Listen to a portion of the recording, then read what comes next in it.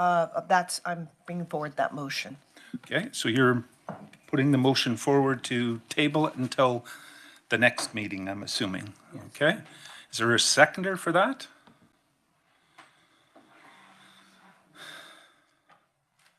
Oh, Director Coyne is seconding it. So it is on the floor. Go ahead, Director Conant. Just as an example, there are only 2 representatives here from Penticton, and we normally have 5. And I think, again, it's an important discussion. Yeah, I don't disagree. Director Miller?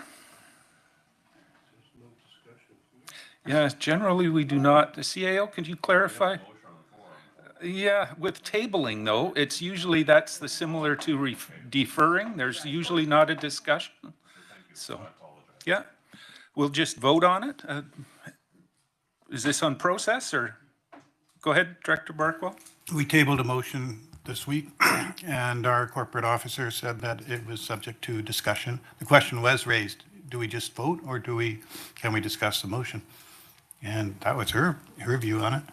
Yeah, well, CAO. That's typically a council or board choice, Mr. Chair. In our procedure bylaw, we've said no debate on motions to defer. Yeah, that's every place has its different procedures, so ours is to not. Director Gettins and then Director McCordoff. Go ahead.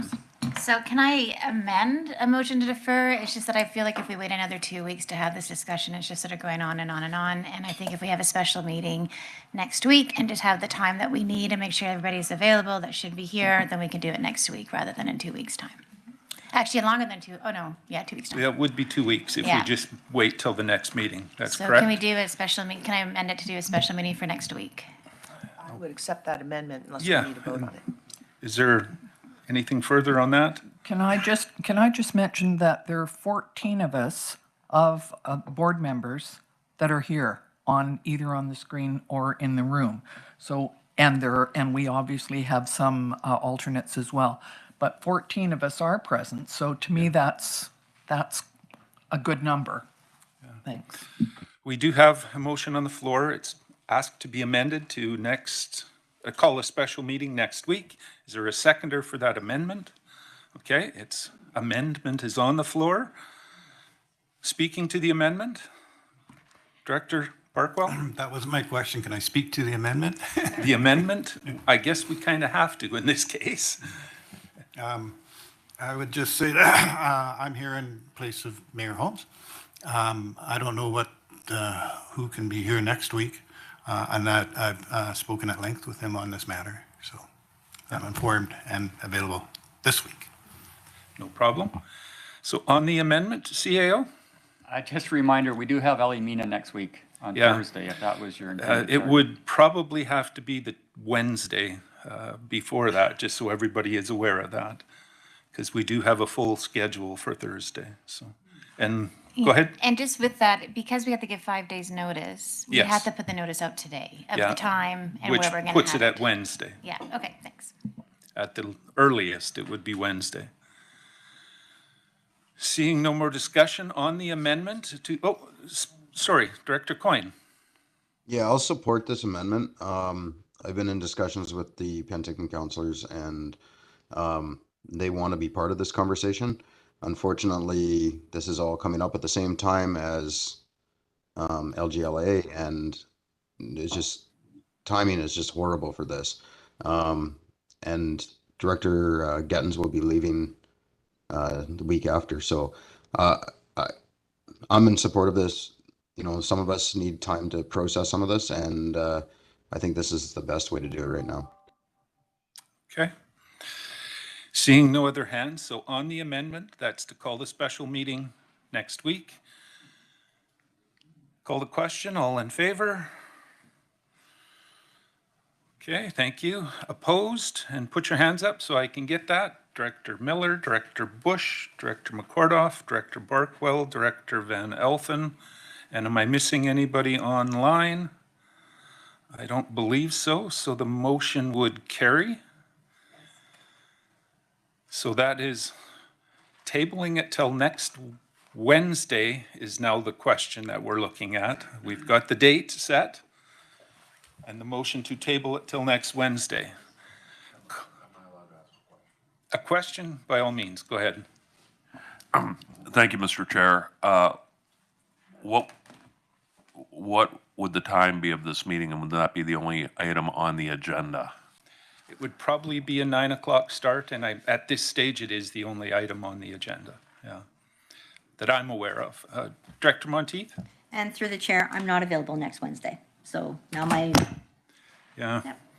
it quite often happens, but we're getting into discussion on this, so I'm going to just, one more, Director McCartoff, and Okay. then the last word to, So my question is, I assume that it would not be an in-person meeting because that's an extra one for that day and I couldn't come either. So can I assume that it would be a Zoom meeting?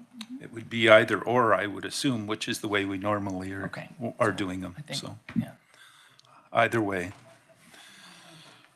Director Conan's last word? Well, I It's was your just motion. wondering, since everyone had next Thursday or the next meeting organized, and maybe Elimina in the morning, if this doesn't pass. Well, we'll see where it goes. Director Taylor's hand is up. Is that a voting already, or was, No. okay. A question? To the chair, is it possible to determine how many people would be available next Wednesday? If we're going to have less than we have today, that might be putting us in a worse place. I don't know if that's a legal question or not at this point. Well, I don't know whether it's a legal question, but it does seem to make sense if you're delaying it to have everybody there and you're not going to have everybody there at the following meeting. Does it make sense to do it? Could I just have a quick show of hands for those that could or won't be able to make next Wednesday's meeting so we can see? So 4. Mayor Holmes. And Mayor Holmes is, well, yeah, but Barkwell's voting for him, so. So 4 would be the change there. Okay, so we know that number roughly. Procedure, go ahead. So I hate to throw a wrinkle in this, but I just looked on your procedures bylaw and it says that the motion to table is not amendable, and we just amended it. Oh, that could be. And I That's a- don't think that should come up at some point 2 weeks down the road when they said we did everything wrong. It's 6.26. Yeah. I'd have to go to the CAO on that. I think we're just outside of our procedure bylaw right now, Mr. Chair, and it's whatever the board wants to do. would be- Yeah, absolutely. Our procedures bylaw is guidance, and it is up to the board's decision or discretion on here. So we do have a date set, Director Gattens, and this is it. Yeah, so just, I'm appreciating this conversation and the timeline, and I think that everybody wants to have this conversation. Does it help anybody of those 4 if we do it over lunch hour on Wednesday rather than 9 a.m.? No, okay, just checking, then we'll stick with 9 a.m. Okay. We'll call the question then on tabling this. All those in favor? Okay. Those opposed, if I can get your hands up so we can see them. Start on this side, Director Monteith, Director Miller, Director Bush, Director Barkwell, Director Van Elfen, and am I missing anybody online? I don't believe so. That motion would carry then. So just so everybody's aware then, the meeting is tentatively called for 9 o'clock on Wednesday. And we can ask that that notice was put out, please. Thank you. Without anything further there, that ends the Corporate Services Committee. So, oh, go ahead, Director Roberts. I see a hand waving. I'm actually going on the road, so I just wanted to say goodbye, and I'm leaving you in the capable hands of my alternate Trevor. Okay, appreciate it. Safe travels wherever you're off to. Thank you. Director I hope it Taylor? goes well. See you, Spencer. Director Taylor? Likewise, as Spencer and Director Roberts, I'll be off for the rest of the day. Jim DeAndrea is my alternate. Thank you. Okay, good to know. Director Miller? Would we be able to make the meeting on Wednesday at noon start instead of 9?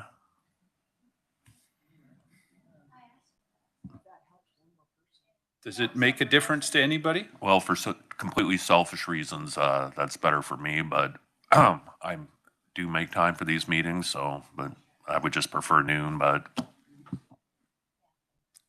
Director Gettens? Yeah, thanks. The reason I suggested noon is that I know everybody's got busy schedules, but often it's a little bit easier to make your lunch hour work if you do have another job, which is why I put that suggestion. So I can do, it doesn't matter to me if it works for you. Noon works for me as well. Well, it would be the rest of the board who has to consensus on that. Is it a big deal, the time, for anybody else? Shifting it to noon? I'd prefer evening, but I mean, it feels like I set my schedule based on us having meetings first and third Thursday of a month. To throw this in the middle, it's gonna cost more money. I mean, I'm concerned, like we've been putting this off for so long, getting started to figure out what we're doing. It's dividing the team. So I'm not in favor of waiting. I really am not. The question was whether we were ready to shift it to noon versus 9. I'm not seeing any disagreement with that, so if everybody's okay with that, we'll make it a 12 o'clock start if that works easier. All right, motion to adjourn. Moved, seconded. All those in favor? Perfect. Any opposed? Motion carries. Brings us to Protective Services Committee. We do have a slight issue with this one on the fact that normally it would be Director Roberts who chairs it, as the Vice Chair is Director Spencer Coyne, and both of them are now absent. So the board needs to appoint somebody to chair this. Director Bush? All right, moved. Seconded. Call the question. All in favor? Any opposed? Oh, and mine's whistling at me. Okay, so we'll move straight into the Protective Services Committee meeting. And I will act as chair on this one. Looking for a motion to approve the agenda. Moved, seconded, thank you. All in favor? Perfect. First item on the agenda. I was just going to say, I'm hoping he's here early, and he is. Perfect. City of Penticton Community Safety Resource Review. I'll go to the CAO first for introduction and a little preamble. I believe this came up during our previous discussions, Mr. Chair, and the committee requested that Mr. Haddad appear before them to present on his recent released Community Safety Resource Review, and he has graced us with his presence. And we got lots of time. Yes, we do. So appreciate you coming, and I'll just turn it over to you for a presentation. Please, go ahead. Great. Well, thank you very much. There we go. So thank you very much. My name is Anthony Haddad. I'm General Manager of Community Services with the City of Penticton, and I was responsible for project managing the Community Safety Resource Review with the city, working very closely with our protective service agencies over the last couple of years as this review took place. I believe we've got some slides. They should be ready to go. And within the agenda package, we provided a copy of the slide deck and also the executive summary of the report as well. Contained on the city's website is the full 200-page report if you're interested in going into detail on the report itself, but the executive summary gives you a fairly good indication of where the key recommendations and the report's findings have been identified. So I've got this. He's just going to expand that. Perfect. On the board back here. You can, that's the clicker, yeah. There we go. Perfect. So I'll run through this fairly quickly, but happy to answer any and all questions that the board may have as well. So just very, very quickly, every community across the province is dealing with a lot of similar issues that we're dealing with in Penticton, some more so than others, of course, but communities are looking for that silver bullet, trying to figure out what the solution is to a lot of the issues that are causing these public safety concerns across these communities. There's been a number of external reviews that have been completed across the province. You may have seen Kelowna the last couple of years, Prince George more recently as well. And the consultants that we used have been involved in some of those. There's been some independent reports completed as well. But as I said, everyone's looking at trying to find out some solutions, looking at how those decisions can be made. Public safety investments are going up in every community. How do you invest those funds wisely is a key part of what we were looking at in Penticton. The report in Penticton looked at our community itself. Obviously, lots going on outside of the community, but the investigation and the review and the consultation process was undertaken within the limits of the city of Penticton. A quick snapshot, the review worked closely with RCMP, fire and bylaw. You'll see some of these reviews across the province just focus on RCMP, but given the relationship that we have across our portfolios, it was important to get a full review of the three key components of public safety. It was a snapshot in time assessment, very clear to identify that as well through this process. Things have happened before, things have happened after the review was done. The review was undertaken between November 2021 and May of 2022. So that snapshot in time assessment was where a lot of the findings resulted from. Not a surprise, homelessness, mental health, addictions, lack of provincial support were the root cause for a lot of the issues that the report identified, putting unreasonable demands really on the city of Penticton's resources from fire, bylaw and RCMP, and you'll see that very clearly in the report. There were 54 recommendations and actions and really ideas for consideration that our council are going to be, have looked at and will be looking at in the future. And then 32 new positions, a full range of responsibilities, and who pays for that is a big question. And when you see some of the positions that are coming forward, and that will be a discussion as we go through our council, through our budget process over the next few weeks. Really important to sort of highlight before we get into too many details around the government tiers and the roles and responsibility of each government. Very clear, and you'll see in the report around the provincial government's responsibility for health, mental health, and a lot of the work that the city of Penticton is actually doing and paying for right now, over and above our core functions as a municipality. The review was very clear, as I said. Provincial downloading is stressing our systems. The increase in mental health issues, the opioid crisis, obviously everyone's well aware of the concerns coming from that, those issues, and the downloading of the responsibility to deal with a lot of those issues onto municipalities. Lack of response from the criminal justice system, increased cost of housing, affordable housing, obviously a big impact in the short and long term. And then ultimately, as I've said, the city of Penticton has been borne the responsibility of dealing with these issues on the ground, financially, on a day-to-day basis. Whether we like it or not, we're already in the provincial health game and funding a lot of these components for many, many years. Our first responders, a fire department, a first responder, and that goes back a number of years. We don't have to provide that service, but we do as a community, and there's a significant cost and workload attached to that. Mental health response within each of the three agencies, very significant over the last few years, and has grown significantly over the last 4 or 5 years. We've created a social development department, and our community safety officer program within our bylaw team has been a significant investment the city's made with a large social work component of their roles and responsibilities. When you look at the investments, our councils over the last few years, when you look back the last 5 years, have invested significantly in public safety and the various components that make up these portfolios. RCMP and fire, a significant increase of over 40% over the last 5 years. Our bylaw department, with the investment in the public safety or the community safety officer program, over 300% increase in the financials there. And the social development department, while it's a little different, and there is some grant funding attached to that department, you can see there that ultimately, when we look at these costs and the portion of these budgets that take up our city funding, it's not sustainable if we keep this going for the next 5, 10, 15 years. So something's got to change, and part of the reason why council gave us some direction in 2022 to complete the review was to, before we spend more funds on RCMP, fire and bylaw, let's see where we can spend those funds more efficiently and who the responsibilities are for these issues. The review itself looked at staffing levels, looked at providing some long-term direction for our community, looked at the process in which the departments work as well, their demand environment, how they allocate resources. Are there any alternative strategies that they can look at to deal with some of these issues?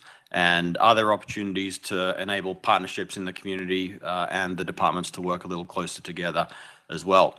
They looked at, are there performance gaps, efficiencies gaps? Are there other solutions that we can look at? How are the departments working together? How's the morale within each of the departments? The stresses, as I said earlier, on the systems within each of the departments have been very significant. So if the employees aren't happy, there's going to be an impact to the workload and what they can do. So all those sort of bits and pieces were involved in the review process, which resulted in the report itself. We had over 800 or so touch points with the community through a survey response, which gave us some fantastic data. There was a lot of one-on-one discussions, working groups, meetings with a range of different stakeholders and organizations in the community that was a component of the research developed for the recommendations and findings coming out of the report. So as I said, the executive summary provides a sort of snapshot of the report itself, and the report, if you get a chance to look at that, the 200-page document goes into a lot of detail in terms of the report and findings. The report's broken down into findings and recommendations for the city as a corporation and the community, and then goes into detail around the RCMP, fire, bylaw, and the community safety officer program as well. And again, really important, as I said, to recognize that it was a short period of time that this assessment was taking place, and lots of additional things are happening in the community and around us. So just sort of quickly, the key report findings were very clear that we have strong leadership within each of the three community safety departments, bylaw, fire, and RCMP. There's a need for a plan. There was a significant lack of a provincial plan when all these issues started to bubble up 4, 5, 6 years ago. And for us as a community, there's definitely an effort that needs to be put forward to better consolidate and compile all of the things that are going on in the community to develop more of a long-term plan so we know where to spend the funds in the most appropriate way. RCMP, they cannot proactively service the community, very clear coming out of the report. The fire department have been removed from their core function in what they do on a daily basis, and very clear from the data and the statistics you could see in the report. And the bylaw community safety officer program, there is a need for more enforcement tools given the investment that we've made in that department as a community over the last few years. I'll run through some of the findings through each of the components. I'll highlight just a couple of them quickly in relation to the city and the community. There's a lot of work the province are doing. There's not a lot of awareness of what is going on out in the community. So that relationship in the future needs to be looked at, I think, a lot deeper. The absence of a plan and investment strategy was a key component for the city. We have previously had a community and security advisory committee of council. There was some questions around the effectiveness of that group that was highlighted in the report as well. We've historically had no one dedicated person in the municipality responsible for coordinating the public safety initiatives as well. And then there's been a very big investment from the city around private security, but no real key performance indicators around how they're working, what they're doing, and how effective they are. Are they solving problems? Are they moving people along? What's the return on investment for the public safety or private security investments the city have been making? With regards to the RCMP, some data that you've heard from Superintendent Hunter, I'm sure over the last few years, around the increase in caseloads across the full spectrum. We've got higher call loads, calls for service than any other municipality or RCMP policed municipality in the province. 63% increase in violent crime in the community, and that's obviously impacting their workload and ability to prioritize proactive policing in the community. Some of the findings with regards to the RCMP, there's a definite need to remove the mental health calls and the significant calls for service that come into the RCMP from their workload. Who's responsible for dealing with that? Where should some of the mental health efforts be made to allow the RCMP to get out and be more proactive into the community? With regards to the bylaw and community safety officer program, we've had a big investment, as I mentioned, in that program over the last few years. There was identified very clear need to better identify performance metrics for our bylaw enforcement and community safety officer program. And as I mentioned earlier, the increased legal authority to allow them to do what they do. They're out there they're on the ground. There are public surveillance on the street. They're doing a lot of work that would typically have been done by the RCMP as well, but we need to give them some increased legal authority, and that'll be a discussion we'll be having with council over the coming weeks.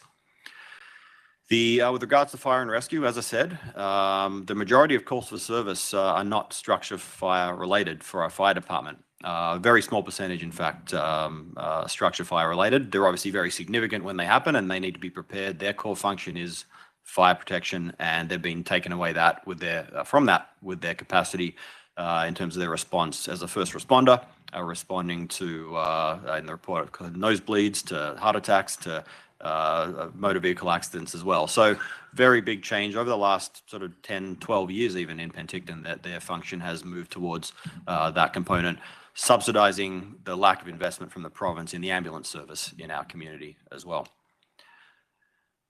Considerations as council sort of look at these issues sort of moving forward. Should we continue with the status quo? And in light of the findings coming out of the report, are we going to stay in our lane? Are we going to look at something totally different? How hard are we going to push back and lobby the province? What's our ability to continue to pay? You saw some of those costs earlier. If we keep that going for the next 4 or 5 years, next 10, 15 years, it is not sustainable. So all these discussion points are going to be coming up through our budget process and working with our council over the coming years as well. A number of recommendations coming into out of the report. The identification for a potential dedicated community lead within the city for public safety, looking at developing alternative response capacities, looking at that longer term plan, better sense of where private security investments need to be made and how they're performing, and looking at what type of structure we need within the organization to support this for our community. With regards to the RCMP, there was just some discussion points or recommendations around looking at alternative call measures as opposed to all the mental health calls coming into the RCMP, better directing them or triaging them. And they do a really good job of triaging them, working closely with bylaw at the moment, but there's some opportunities in the future to maybe look at some different systems within the detachment. The investment in the youth liaison, school resource officers was highlighted well and clear throughout the report as well. So there's already some changes that have been made through our RCMP to realign some of their workloads into the school system. So there's some action already being taken on this as well. And then the mental health team, you've heard our council lobbying for CAR 40 and the mental health investments in our community. Who's responsible for paying for those? Should it be the municipality? Should we go and create further invest in the social development, mental health as a municipality? Ultimately, not our responsibility, but how long can we wait for the province to invest in that? We know there's some discussions coming up very soon on a lot of these initiatives as well.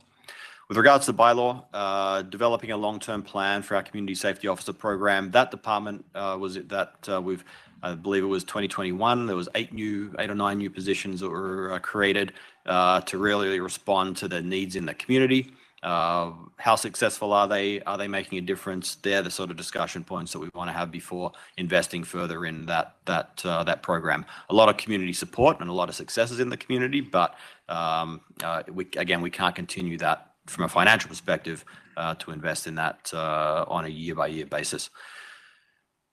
With regards to fire and rescue, the report actually looked at an opportunity for us to create a rapid response medical unit, which would ultimately create a team of between 8 and 10 individuals that will be responsible for responding to ambulatory related calls, as opposed to sending fire trucks and very expensive equipment out to these systems. So again, this is an analysis that our fire department are going to be looking at over this year and bringing some opportunity for council to have that discussion. But again, offsetting the lack of investment in that system that the province have unfortunately not been able to invest in our community, resulting in the core services within the fire department being taken away from their day-to-day typical business.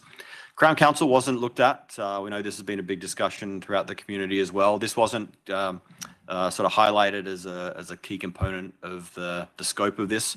work, but they definitely recommended the consultants that undertook this review ongoing positive relationship with Crown Council into the future. As I said, within the report, there were a number of new positions, 12 positions within the detachment, 4 municipal RCMP detachment positions to help support the sworn detachment officers, 6 municipal employees, and 10 within the fire department to create that ambulatory rapid response unit. And when you look at these costs, very significant. Who's responsible for all of these is again a question that we're going to have to continue to ask and continue to work with the province on. You could argue that all of this is a responsibility of the province. You could argue that some of this potentially should be the municipality. Are we going to stay in a lane? Are we going to do something very different over the next few years? Is again a tough question, but something that our community are going to have to try and get ahead of as well. So with that, I'll stop talking. The report, I'm sure hopefully you've had a chance to have a look through at least the executive summary, and again, happy to answer any questions that the board may have. Okay, thank you for the report. It's interesting, and I'll ask the board if there's any questions. Yeah, if that presentation comes down, then I'll be able to see the folks online just a little better. I can see them on. Go ahead, Director Hunter. I do have one question just about these recommended positions, and then you've got estimated cost per year. Is that the wages? Like you've got a youth liaison officer, estimated cost per year is $200,000. Yeah, through the chair, they were the salaries, benefits, the estimates that were put together when those positions were identified, just to very clearly show the costs associated with those. That doesn't include the additional vehicles that you'd need, the additional office space that you'd need, all those additional pieces that would come along with those new positions. But they, so you're ultimately saying are the number would be even larger than what you've got. Correct. On there. When you look at the full operating capital impact of new employees. Okay, thank you. Director McCordoff. Thank you. Have you hired any of these recommended positions at this point? And have they been included in your budget for this year? So you've already started on this? Yes, so through Chair, we've got a couple of new RCMP members coming through our budget process. So you'll see that coming out. So I think our budget's already released. So that information is in there. We've got investment in the RCMP. Our fire department are going to be doing an analysis around that ambulatory component. Again, a big investment that needs further work and investigation. Is it the right thing to do? What are the cost benefits? All those pieces we need to look at. And then the RCMP have a few months back begun to realign some of their existing resources to get back into the schools as well. So some of the changes that the report has recommended we're underway to implementing.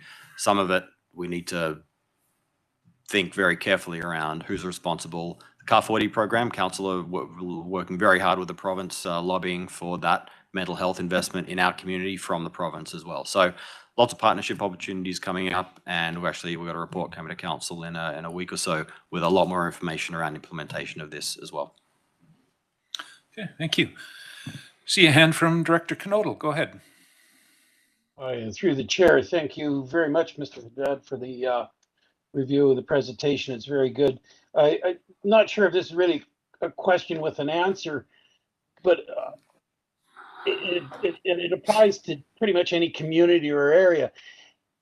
If we keep taking on these expenses, the people are already paying for a lot of these protections to the provincial government, and we're going to download these expenses through our communities. We're actually adding to the problem by creating an unsustainable financial position for a lot of our citizens. And I'm just getting severely troubled by the lack of concern for where the money comes from in the end. We're seeing increased poverty in my community in particular, and I can't see this making it any better in yours. So I'm just concerned about the downloading, I guess, is where it is from the province. And I know that you're trying to very hard with this study to distinguish who's responsible for the cost, but still it seems like a lot of it's rolling downhill into the communities. So that's my comment. Thank you. Yeah, I don't think there is disagreement with that. It's just who pays in the end. It's a big question. Director Gettens. Thanks to the chair. I really appreciated this study and thank you for taking the time to present it to us because I think you have to define the problem before you can come up with the solution. So it's easy to say, oh, it's a provincial responsibility. There's full agreement from everybody around the table, but what do we do in the meantime while our downtown is, very different than it was 10 years ago and 4 years ago. So I get that provincial downloading and it's infuriating, but I do appreciate the investment by the city to get this plan together. So we're all talking about the same problem and it's quantified. The problem's quantified and now the solution is quantified. And I think as a region, these are the types of things that we need to rally together on as a collective voice. But now we've got that guiding document. So now we know the message. So thank you for sharing it. I hope this conversation with us keeps going. I know I represent, obviously, with West Bench being quite interested in this too, because the crime is seeping into West Bench. It's not just, it doesn't stop at the border, just like the mosquitoes, they don't stop at the border. So I appreciate this. And thank you to the city for doing this investment. It's very good information and I hope the conversation continues. Okay. Director Conans. Yeah, thank you so much through the chair for explaining this report again and again. I know you know it by heart in your sleep by now. But I think what's really important for the board to know is that this is quickly coming to a point where it's not who pays. We're just not going to be able to pay. And then what will happen to all these vulnerable people and the pressures on our entire regional district? So it's coming to that point. And I think that's why I brought that up in our strategic planning, that it's something that we actually, to no one's fault, I think we just kind of missed. And I think we need to address that again if we can at some point in the near future, to put that as a really important part of our strategic plan to address. And and correct me if I'm wrong, Anthony, but this report was done by an organization that's doing these type of reports all over the province. And one of the highlights or key findings from this report is that in many of the communities where safety is a very big issue right now and people are not feeling safe, it's a perception. And so the authors of the report talk to these other communities in their reports about making, to help with the perception of people feeling safer to come into their downtowns and et cetera. But they specifically say in the key findings that for Penticton, this is not a perception. This is a reality. And that we have to immediately do something or continue to address it. But it was very interesting when the author spoke to us and gave us a presentation at council. And he was very, very concerned about our city and about our area and what's happening. So thank you again. Thank you. Any other questions? Oh, Director Van Elfen, go ahead. Through the chair, not a question, just a comment. My wife, partner, runs the Penticton Farmers Market. And as of last year, I wouldn't let her go in on her own. I would come in with her at 5:45 in the morning to help set up the market as a cheap labor. And just to pass it on, the bylaw people here in the community are phenomenal. They're so helpful and they always pop by. Is everything okay? They keep an eye on things during the market. There's days where there's 8,000 people walk through that market on a Saturday and there's always a presence. Bylaw is around. So my experience with bylaw has been phenomenal here in Penticton. And, I think they're doing a remarkable job. I know their hands are tied in a lot of cases, but they are exceptional. And the city staff that are out at 5:30, 6 in the morning cleaning the streets, I commend the city of Penticton. But as Director Gettens was saying, it's spreading. It's going up and down the valley, and I don't know what the answer is. We're all seeing higher costs. So, but thank you to the city of Penticton. I got Director Monteith, and then I'll go to Director Hunter. And through the chair, I want to echo exactly what was said. I actually work downtown, and one of the times I went outside, there was somebody that was sleeping outside my door. I called the number on the little sign, and bylaws showed up, and they knew the person by first name. They handled it with care. They assisted him. They gave him a juice box. Like, it was amazing how they connected, and I was scared because of the condition that that person was in. And I mean, I would have called the ambulance, but they were able to diffuse it before it got to that point. So I do appreciate that. And the city of Penticton know that that does help residents and people who are in Penticton to be able to have that service, to be able to call somebody when we don't know what to do. So thank you. Director Hunter? Mine was kind of a comment as well. It seems like with this report here, there's a lot of thought being put into throwing more money at the RCMP and giving them more resources to do their job. But I feel like in the grand scheme of things, that's not the big downfall here with this issue that every community is having in the province. I think the issue is coming from our judicial system and the fact that the RCMP are doing the jobs. They're putting these guys in cuffs. They're throwing them away, but they're let out the next day. So I don't know if us can put pressure on the province and on that judicial system to start holding these guys, or to start maybe working on some mental health issues, or, you know, rather than just bringing them in, giving them a spot to sleep for the night, kicking them out the door the next day, and they're right back into the same habits again. So, I mean, I just worry that we're putting resources and effort into the wrong place. That is a concern all around. Director Miller? Thank you, Chair. Mr. Haddad, through the chair, I've read the report twice, and I'm sorry I don't have it committed to memory. What is the name of the position where there would be one person who would coordinate the 4 branches of emergency service? Yeah, that role was proposed as a director of community safety that would be responsible for coordinating all of the efforts, reporting structures, all those sort of things would be determined, but there would be one point of contact for leading this issue. Sure, and Surrey has that position, but I believe it has another name. Yeah, Surrey, City of Kelowna were invested in that type of position a few years back as well. Okay, so I'd like to make a couple comments. Because this came to the City of Penticton, I appreciate the report done by independent, non-biased company, and yeah, a lot of thoughts. First of all, throwing money at the wall. Police and fire are always saying we need more staff, and I get that, I respect that, but if I called Todd Manuel up right now, the superintendent of the school board, he would probably say he could use one more principal, 5 teachers, and most importantly, 20 educational assistants. So then I'll call Interior Health, and if they would take my call, they would probably tell me they could use 20 more nurses. And I'm looking at the courthouse right now. Yeah, there's a shortage of judges. A lot of the judges sit till they're 75, not because they don't want to retire, but more or less they feel they have to. We need more Crown attorneys. So in terms of policing, do we still have a citizens on patrol?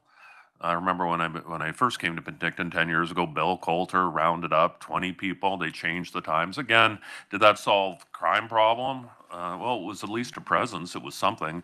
I think it cost a T-shirt and a pizza party once a year. Do we still have auxiliary police? Now, I understand there could be an issue with insurance, and maybe that's why we don't see auxiliary. DARE program, again, they don't have the resources, and I don't want to speak for the exceptional service clubs we have in the community, but you know, if it's, I think that's a terrific program. Of course, it will take years to see the result, but again, would a service club kick in to hire a retired RCMP? I know there's all kinds of them in Penticton that would probably love to do that. So I think there's other avenues, but in the report, that one position, from what I understand from municipal politicians in Surrey and who I've spoken to without going to a conference, and they believe that's a key position. That person has to have teeth and be allowed to have a weekly meeting and say, what are you doing, what are you doing, what are you doing? Because I think sometimes everybody trips over one another, all well-intentioned, all doing good work, but if you have that one position, I think that would be key and beneficial to the whole region.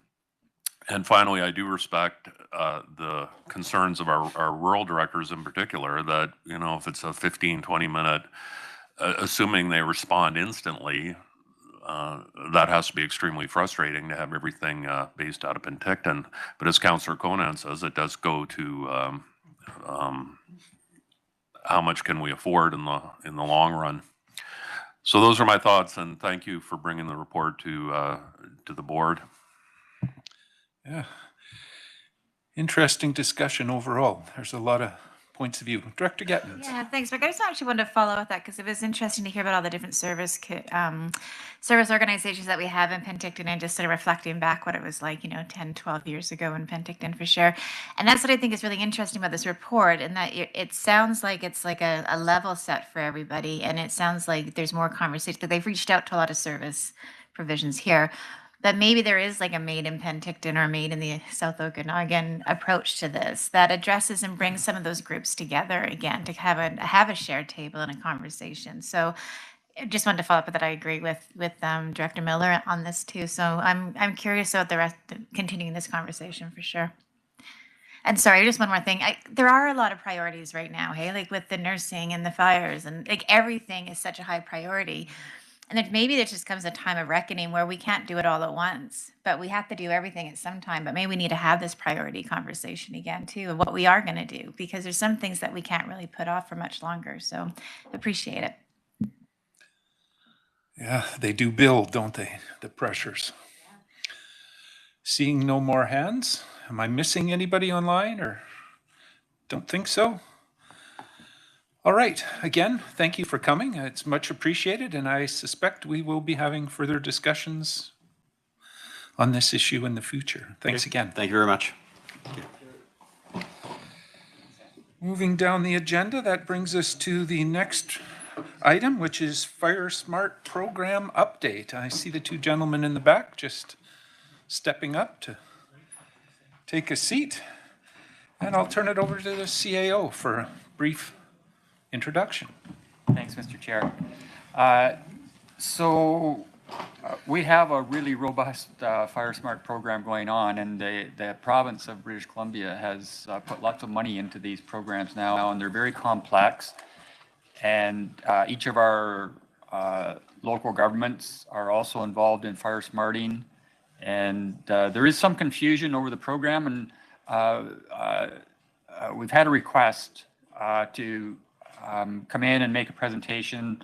Just let the board know, or let the committee know what it is that we're doing as far as the Fire Smart program is available to us, and then to answer really any questions that committee may have. So we got Carrie Reese and Sean Weiser out of our Community Services Department, and they're going to present from the slide deck, Mr. Chair. Okay, thank you. Oh, and I should mention, they've suggested perhaps hold questions until the end of the presentation, because as it evolves, we may answer some of those as we go along. Yeah, makes sense. I'll just turn it over to, I'm assuming it's Carrie that's starting? So correct. Go ahead, please. Thanks everyone for attending today. Again, my name is Carrie Reese. I run the Fire Smart program here for the Regional District. So I'm into my, getting into my third year for this program, and it's slowly starting to evolve. So I'll get along with the program and let you guys know a little bit about it. I do need... There you go. Okay. Got to get used to the technology here.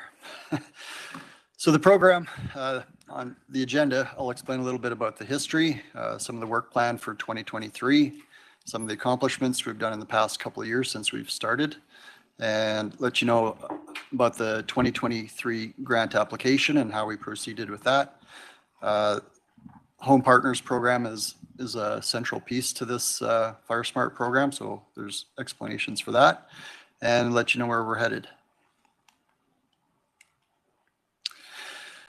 So the Fire Smart program, a bit of the history with it started about a little over 20 years ago, and it started as a result of wildfire impacting communities and people kind of getting together, wondering what they can do to protect their homes and properties from wildfire. So that's where the concern started. And since then, it's continuously been evolving.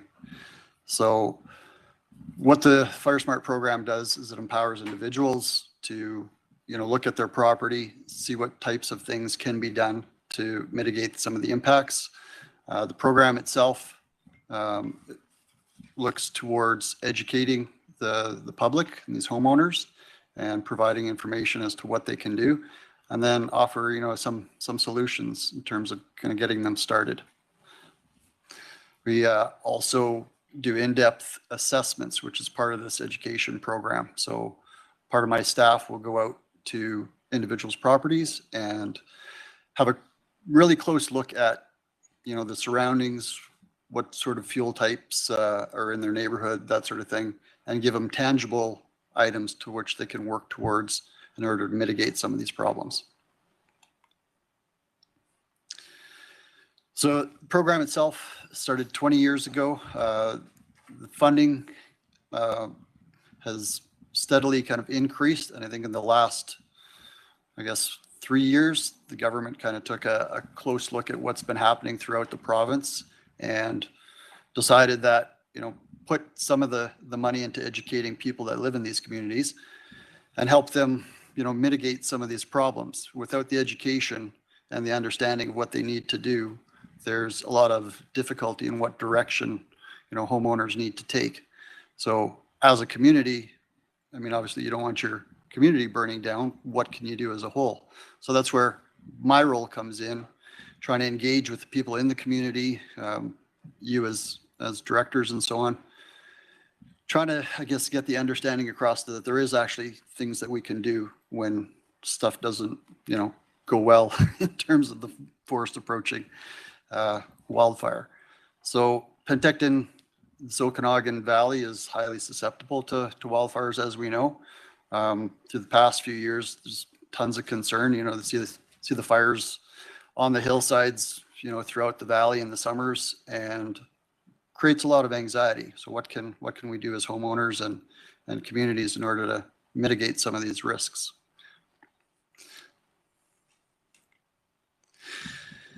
This kind of speaks to some of the funding that's happened in previous years. So 2017 shows, $9,000, 2018, $30,000, and so on up to 2023, we're looking at a little over $600,000. So a lot of this money, it sounds like it's a huge amount, but when you start getting into what you can actually do with it within the communities, it doesn't go that far. So we've split the money up into the electoral areas, what we're allowed to spend, and had a good look at how the funding works and trying to engage the communities, the Fire Smart committees, fire departments, and so on in terms of how to spend this money and get them the best value. The grant application is a big part of this program. It's not quite as simple as, you fill out the application and here's your funds and spend it. Hang on 1 second. The funding itself has very specific criteria on what you can and cannot spend it on, how jurisdictions play into the program itself. So what I've looked at is everything within the grant that is on the menu, and I will engage with the fire departments and Fire Smart Committee chairpersons, LFRs, all the people throughout the electoral areas that I can engage with that are part of this program, and had a really close look at what their needs and what I can provide to them in order to make this program a lot more, robust and help them in terms of physical needs, their education, what they can actually do on their own properties, and helping the communities themselves. So I'll get into a bit of that. The application itself is probably 15 pages long. The instructions for how to fill out the application is 54 pages long. So if you want some light reading, it's on the UBCM webpage. So Well, I guess to add to that before I move on, the funding from 2021 overlaps 2022 and 2022 is overlapping into 23. The reason for that is because of the huge fires we had the year I started, there was 2 to 3 months where Fire Smart didn't get a lot of attention because in the EOC we were just slammed nonstop. And then that same fall we had the floods that happened throughout the region that also consumed up another month and a half of time. So a lot of that funding at our request got pushed over into the next year, which, you know, is working in our favor, you know, from one year to the next. It didn't disappear. It's just got pushed forward, which is kind of nice. Let's see here. Okay. Oh.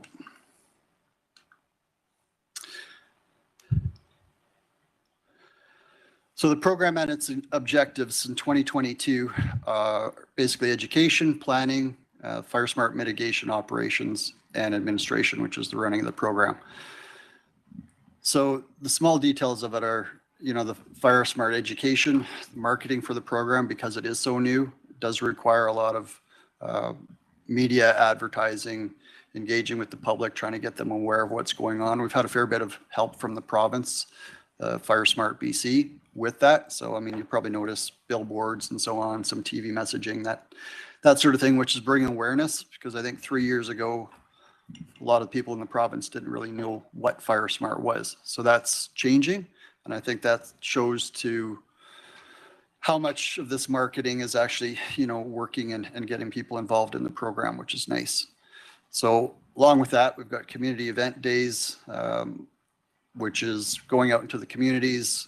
We hold events where there's some education. You know, we hold sessions on what we can actually do in these different communities, what homeowners can do.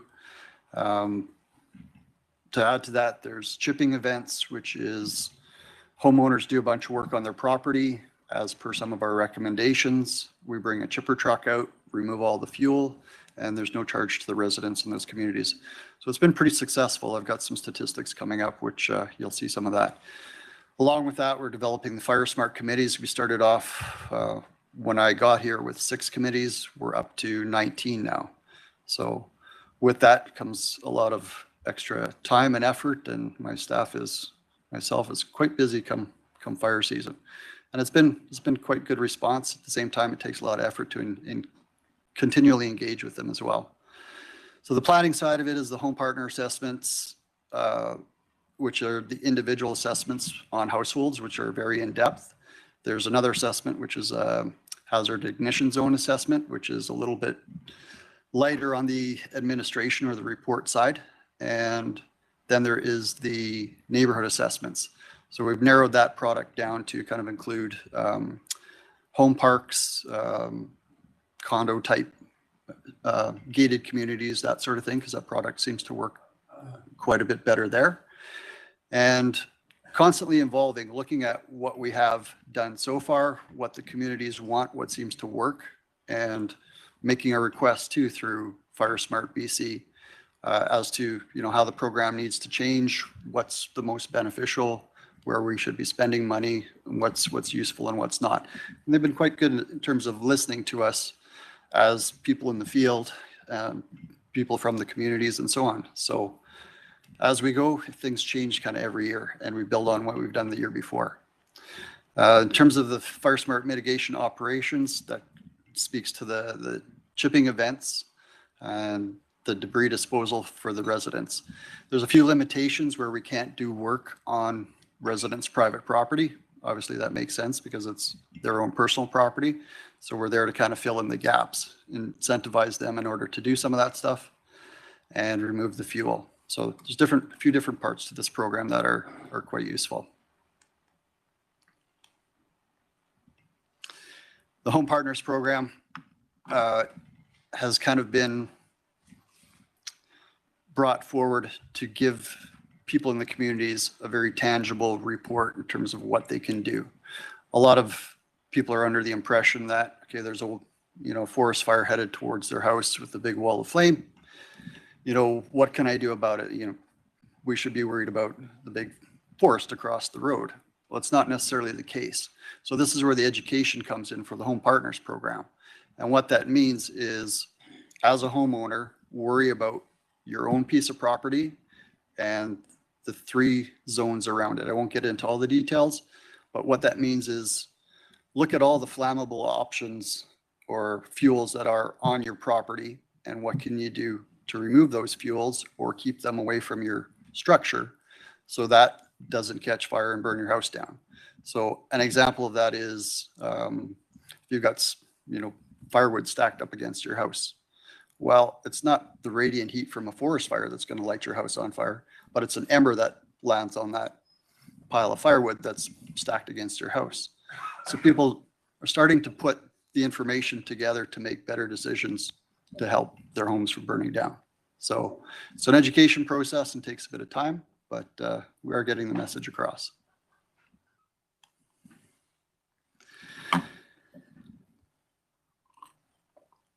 So this is a quick slide that Sean put together regarding some of the accomplishments we've done in 2022. So we've had over 31 Fire Smart events. Around 30 homeowners have taken part in the rebate program, money we set aside for. It's been nearly a dozen vegetation removal events, which is the chipping and bins and so on. In terms of the home partner assessments, the total is close to 180 for last year that people have actually signed up for. So that's, having them put their information in and say, hey, we'd like somebody to come take a look at our property and provide a report. So that's a big part of it. 7 neighborhood assessments were completed, meaning those gated communities and mobile parks and so on. And again, 6 new Fire Smart committees. So we went from 6 to 14 or 6 to 15 and then another 6 this past year. So it's continuously improving. The fact that we continue to have fires and so on in the valley, when there's smoke in the air, that's when people get more concerned. So it helps with our marketing, but not with much else. So in terms of our public engagement, we had quite a bit of media, lots of information releases went out to try and keep the community engaged and understanding what we're doing in terms of, events in their area. Basically just getting the information out as best we can. When this happens, we get a lot of earned media as well. So there's 13 earned media articles. That's through Castanet and other different publications, that sort of thing.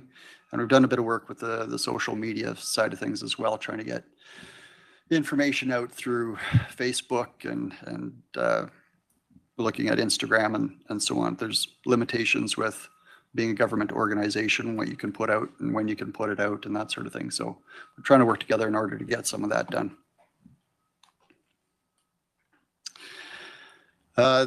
This is a slide regarding the assessments, what's been requested in the different electoral areas, what's been completed, and what is outstanding. So you can see there's a couple areas, Area D, Area H, where the uptake on the assessment requests has been huge. And that's a result of a bunch of different factors. So good marketing, fire departments engaging with their communities, us going out having these events, and people, getting really interested in the program.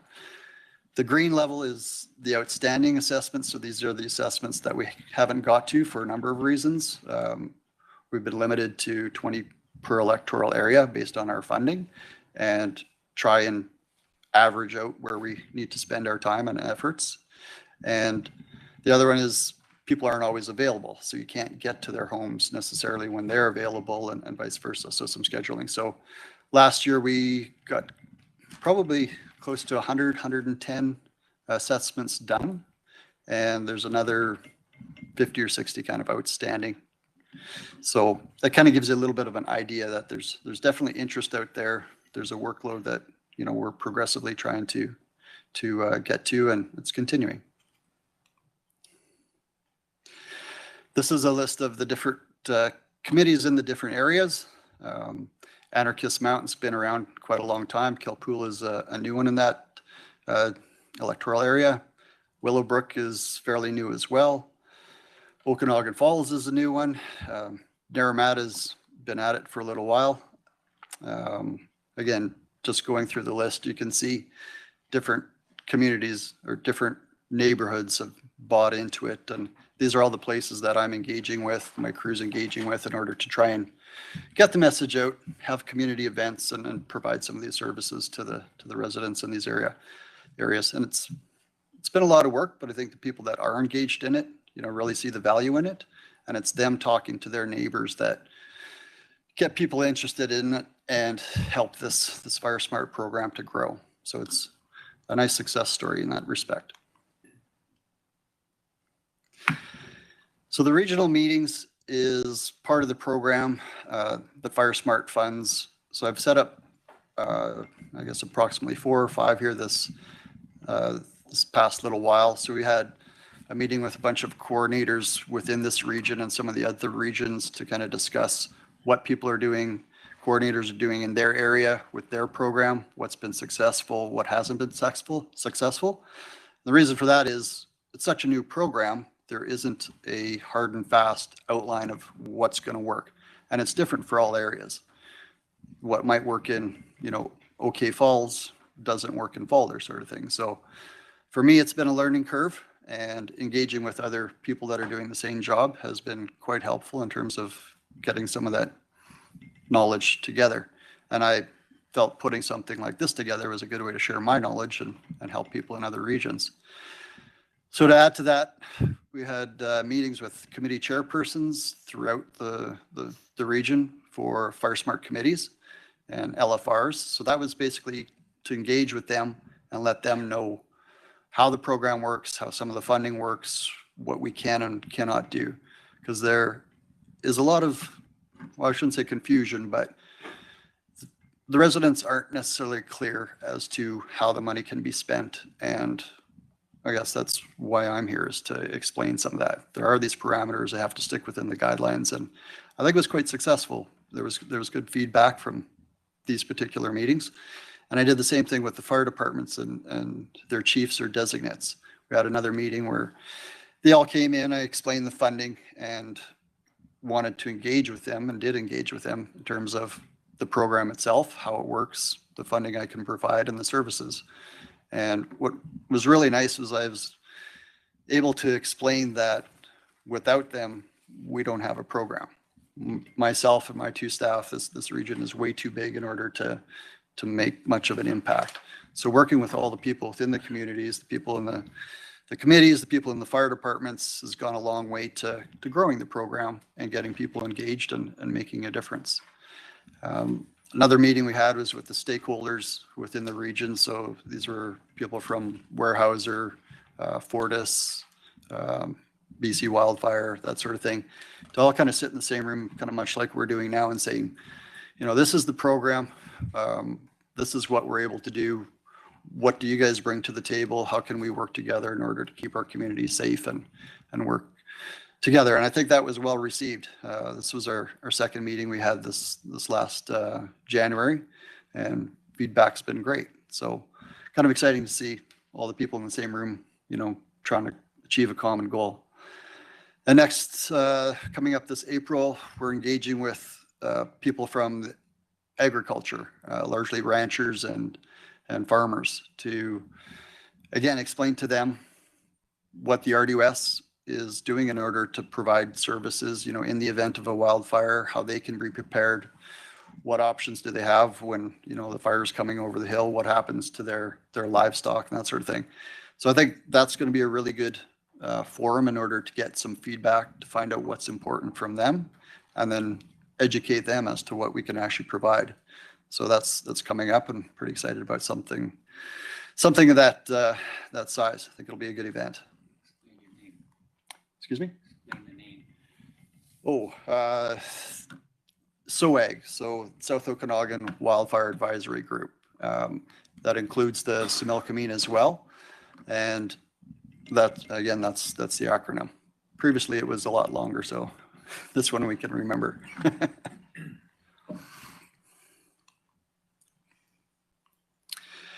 The next slide, I guess it explained it for me here. So again, this group this is part of the reason why we, pulled it together to get people and these different organizations engaged, provide some strategic planning, and give us an idea where to put our eggs in terms of the baskets that are out, throughout the region. There's a lot of different stakeholders that definitely come into play when these wildfires, come through the valley. You've got Fortis being a big one, who can effectively cut power grids if needed and that sort of thing. That's just one example. Environmental organizations and so on. So a lot of these stakeholders, this gives them an opportunity to be in the same room with this regional district government and voice their concerns, and gives us a way to kind of work together, which I think has been quite useful. And that just kind of goes to show that us as a regional government are working with these different stakeholders and not just sitting back and, calling them up when the fire occurs. So it's a way of being proactive, and I think it's a pretty effective way to kind of get some of our messaging across.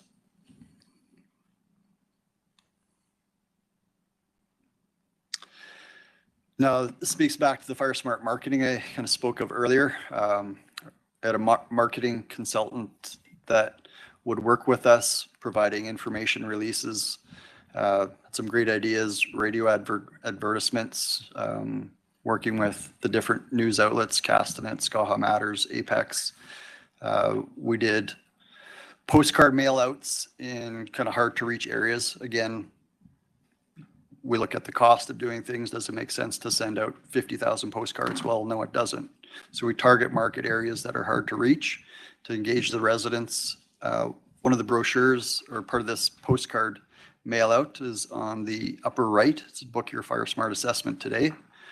So it was a quick and easy way for residents in these hard to reach areas to say, oh, look, the regional district does understand there's fire hazard in our area, and they're offering to kind of do something about it. So it's one of these things where we have to continuously do repetition. As our marketing consultant said, people need to see the message 7 times in order to, really learn it, understand it, and possibly take some action. So it's repetition. So to add to that, public education events, which is something we're going to focus quite a bit more on this year. We find it's quite useful, and people understand that, in order to learn what they need to do with their homes, they have to educate themselves. So that's been popular. Created some videos. There's been one of our locals here, Zach, part of my Fire Smart crew, had one of the highest watched videos on Facebook in terms of Fire Smart mitigation for the regional district. So hats off to him anyways. And there's the events calendar and a few interviews. So the goal is to continue with the Fire Smart marketing and engaging with the public, get them to understand that there is something that they can do with their properties and take steps in order to increase their resiliency. So part of this marketing as well, the community events use just some of the slides for the different areas for some of the events that we've gone to. You can see the Hayes Creek one, Area H, was very well attended.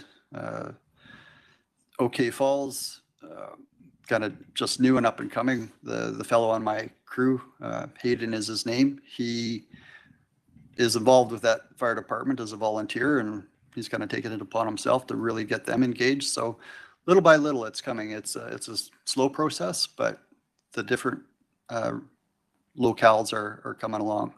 So it's definitely improving.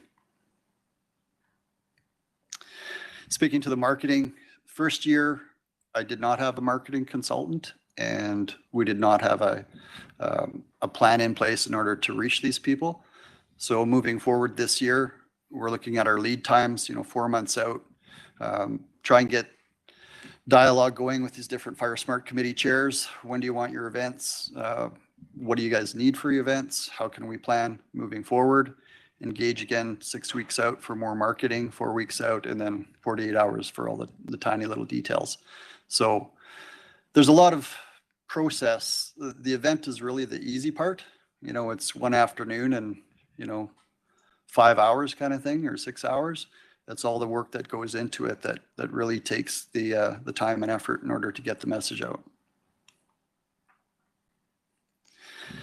This is the reiteration of the Fire Smart program itself. So there's myself as the Fire Smart coordinator. I've got 2 full-time mitigation specialists. So these are the people that would come out to your property, do the assessment, write the report, give you the report, and give you some tangible items to work on. I've set aside another 18 assessments for the different electoral areas, which will build on what we've done last year and just continue with that. We've also got different LFRs and Fire Smart staff, so to speak, that have been trained as wildfire mitigation specialists. So I'm hoping to get them into the field more this year, as last year was more of a training year and learning the program itself. So for the application engagement, it's a lot of stuff to go through, so I'll need a sip of water. So one of the things that I've been hearing as a coordinator is, well, can I get this? Can you do that? Can you just give us the money and we'll spend it and so on? So a big part of my job was educating the fire departments and the Fire Smart committees and people engaged in the process to help them understand how the program works. So in order for me to do that, I did a survey that I sent out to all the people that are involved in the program that had all these questions that have an impact on how it runs. And I laid out upwards of 25 questions, and it was all questions pertaining to what was in the grant application by UBCM. Do you want education in your community? Do you want home assessments, this sort of thing? So it's very specific. And I think that gave them a good idea as to what the limitations are of the program and the possibilities. So they could kind of look at the menu and say, these things are important to us. These things aren't necessarily important to us. So that way, pull all this information together. And when I put the grant together, I can say, okay, I've engaged with these different communities and chair people and fire department chiefs and so on. And so what exactly are you looking for? And what can I give you in terms of a regional district government employee and, you know, make a difference in your community. So I think that was quite successful. Part of that was the symposiums as well, trying to educate them about the program, what the potential is, what the possibilities are. And again, not just force feed them a program that they don't think is useful or helpful, but engage with them, finding out what do you need and what can I give you. So that was a big part of this year's application. This is a quick screenshot of one of the questions within that survey. So Fire Smart activities for residential areas. Are these important to you? Home ignition zone assessments, local rebate programs, the home partner assessments, offsite debris disposal, and the community events. So you can see by the red is yes, the sliver of blue is no, that these are wildly, you know, popular with the committees and the fire departments. So when I put my application together, this is where the bucket of money is going towards to a large degree. So the answers were weighted, and I looked at all the questions that I posed and again, looked at what the people wanted in the communities and the people that were part of the Fire Smart committees and the fire departments. So I think it was quite successful. And I'm still working on that right now. I guess I got ahead of myself. This is what I just spoke about. So the application engagement, all the fire departments and the different events, speaking with the different people and stakeholders.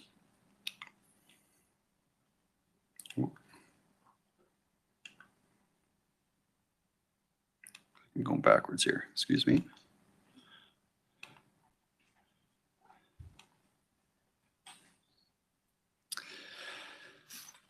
So the application for 2023 includes some of the ranch and farmer preparedness events. So that's coming up in April.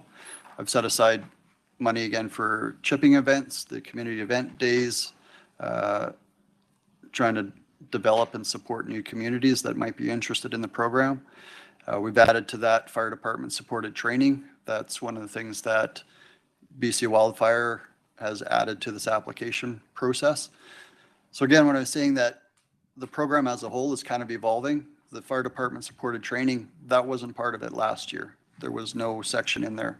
So as an organization and as the program runs, they're continuously changing what's available on the menu to kind of help the people within these regions and communities. As far as fire smart mitigation, we're carrying over some funding for the water delivery system assessment within the different electoral areas.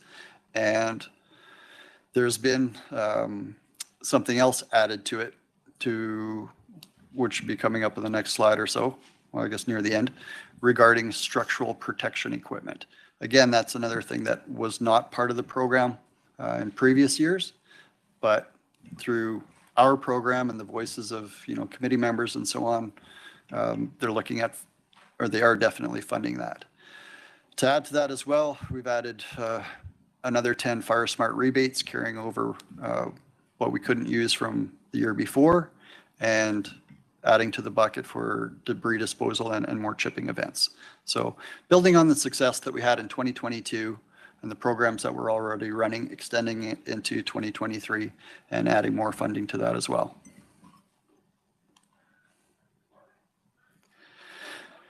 So new for 2023, Area A in collaboration with the RDOS, they've been asking for a CWRP, which is a Community Wildfire Resiliency Plan, which is a professional report written by professional foresters and giving them an outline of the electoral area, the community, and some options as to what can or cannot be done in their community in order to make it safer. It'll talk about fuel loads and so on. Anyways, it's quite detailed. Electoral Area A has been asking for this for quite some time. Again, without the Fire Smart program being evolved and being, this new to the regional district, they haven't been able to get funding for it. But part of this survey and engagement in these meetings I've had with, the different personnel in Area A, I've worked with them to put together the application for this report, which is very important to them.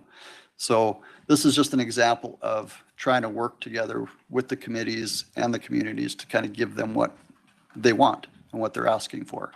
So I think that's a big win for Electoral Area A. In Area H, due to the high demand, they definitely had probably the most requests for home assessments. The events were really well attended. The geography made it a little bit more difficult for myself and my staff to get out there based on that demand. So there's been an agreement, I believe, regarding some of the funding. They have a Fire Smart coordinator that works on contract for the RDOS and is also part of the Princeton Fire Department, or the Princeton Fire Smart program. So the bulk of the funding, all of the funding will go to Area H to run their own program, from what I understand. Those are some of the statistics for Area H. How many? 57 assessment requests. We completed 21 and the goal was met. So there's 35 of them outstanding. So to start this year, they've got a queue of 35 waiting, and 7 events in total. Hayes Creek had a couple. Headwaters was a new community that had one. Mississauga Lake and Princeton as well. So you can see that a lot of this program really depends on the engagement of the people within the communities and the committee. The more the engagement is, the more response is required. So this seemed to be a really good way to get the people in Area H what they're asking for. So the structural protection unit, what this is a unit that is deployed to protect structures in the event of a forest fire. So BC Wildfire across the province has a limited number of these structures, or these SPUs, I should say.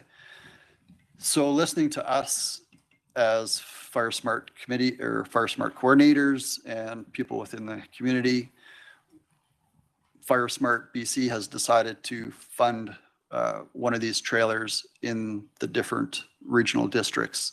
So what this does is it allows a regional resource to be purchased, to be used for the protection of different communities in the event of a wildfire. So what it contains is a trailer with multiple pumps, multiple hose lays, sprinkler systems, and so on.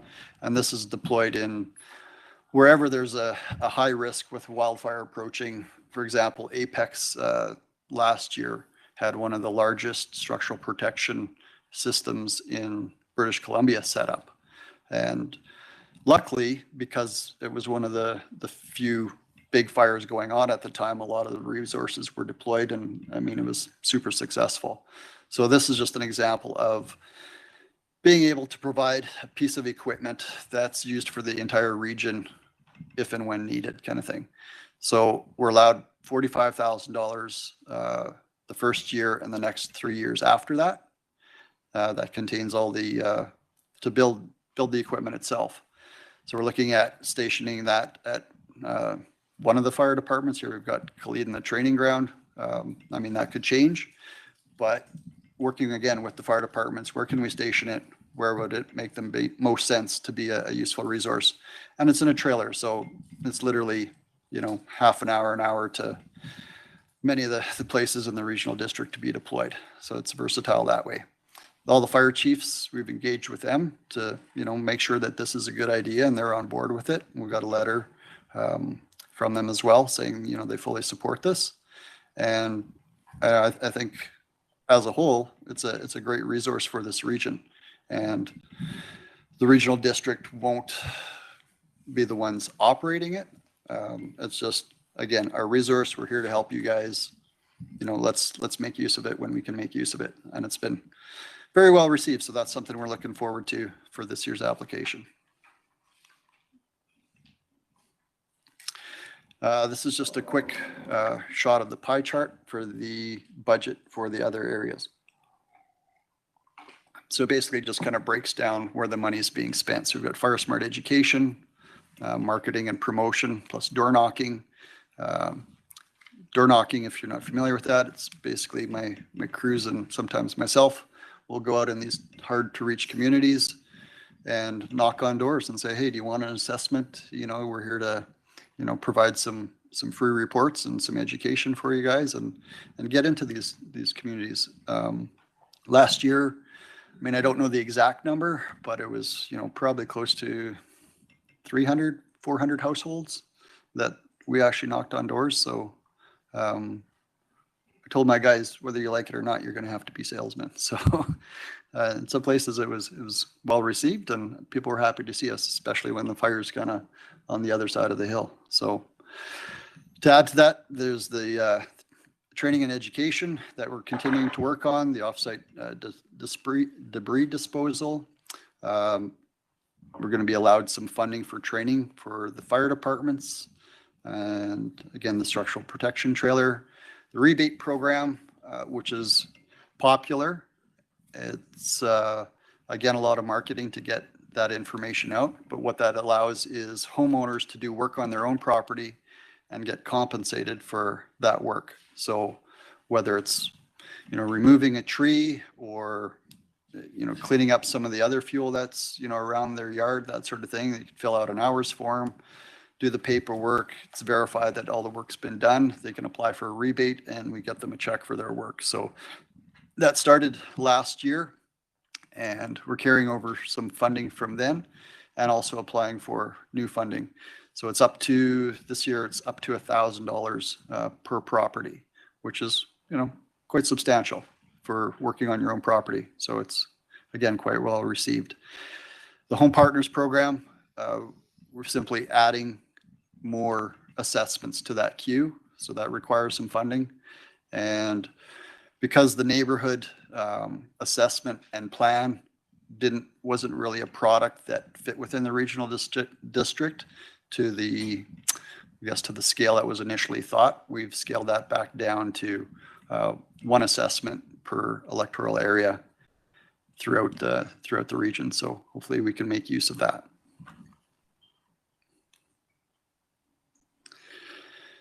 So the next steps is, continue to engage with, people within the committees, Fire Smart committees. We've got a great group of volunteers in each of the electoral areas. Engage with the fire departments, continue to work with them and, ask them what they feel is important and what can we do to support you. Add education to the mix. There is still that misconception that it's the wall of fire that's going to burn your house down as opposed to the little spark that lands on your couch cushion on your deck. So we're going to add to the education of that using the staff that we've got and the volunteers that we've got within the program. So a lot more education added to it this year, and continue with the debris chipping events and look at the structural protection trailer to add as a regional resource.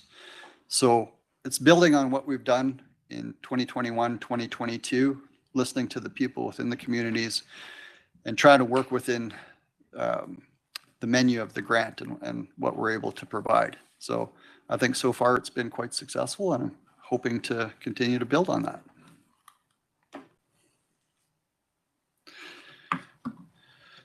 Is there any questions? I see Director Bush. Go ahead. Thank you. Just up the road from my place is a Nature's Trust. And every year it just gets falling, trees falling down and weeds growing up and brush. And is there anything we can do there? I know they like to keep it natural, right? Yeah, and that's one of the challenges with working with the Nature's Trust is they, I guess, have this understanding that they want to keep all their property ungroomed and unkempt and so on. I am having conversations with them in terms of kind of what can be done, because it's not our property. The RDOS doesn't have a say in that. So it's working with them to kind of educate them as well. And we're making some headway in different areas. They are kind of doing some work that requires some funding. We don't have funding for that. So it's more coming out of their pocket. Again, it's kind of ongoing conversations trying to get some of this work done. Yeah, even if we could do something close to the roads where people are throwing their cigarettes out and stuff like that. And roads is another issue because we work with Modi and that's their jurisdiction and their funding, and we don't have jurisdictions there. So it is definitely a challenge. I mean, that's part of it, but it's not going unnoticed. Okay. Director Knodel, I see a hand from you. Go ahead. Thank you. And through the chair, Carrie, Sean, I'd like to thank you very much for the program. It was well received in Willowbrook, and there's been a lot of interest in it. You did a great job. I found your comment about the amount of paperwork required to fill out the form being many times more in instruction than the form was. It's kind of a saying that I heard that an elephant is just a mouse built to government specs. So that kind of seems to be. Thank you very much, gentlemen. Job well done. Another one of those Rick Knodel sayings. Director Fedrigo. Wonderful. Thank you. Through the chair. Thank you guys for that presentation. Fire Smart is an incredibly important program for us to be having, and we try to encourage residents as much as we can to get their properties fire smarted.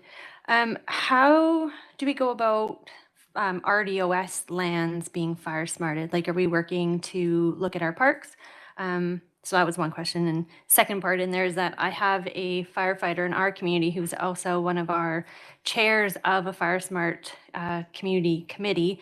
He lives beside a gully, which according to BC assessment is owned by the RDOS. And so he would greatly appreciate if it could be fire smarted or at least looked at, but he's told that we don't have funding for that. So how can we support the residents who would like spaces that, whether BC assessment is correct or not, to be fire smarted? Go ahead. So if there is actually lands that the RDOS owns, there is a process in place where we apply for a prescription to be done.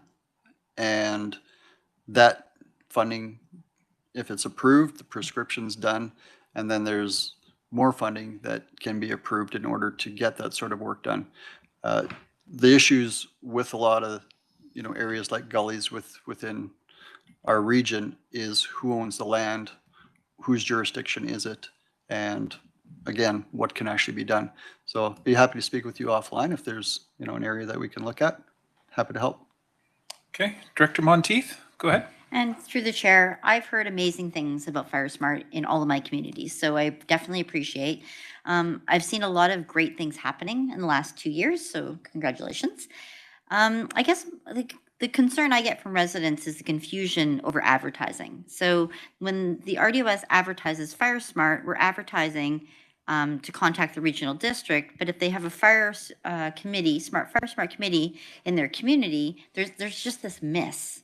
And it seems to be continuing to happen. So is there a way that we can make sure that we're, I guess, redirecting to FireSmart committees? Like, what is the policy or process when the RDOS is doing FireSmart, but yet we have FireSmart committees who are volunteers that are wanting to do something? Like, I guess it feels like there's a disconnect on information sharing and just the process. Who do we call? How do we get things done? Are we sharing information back and forth?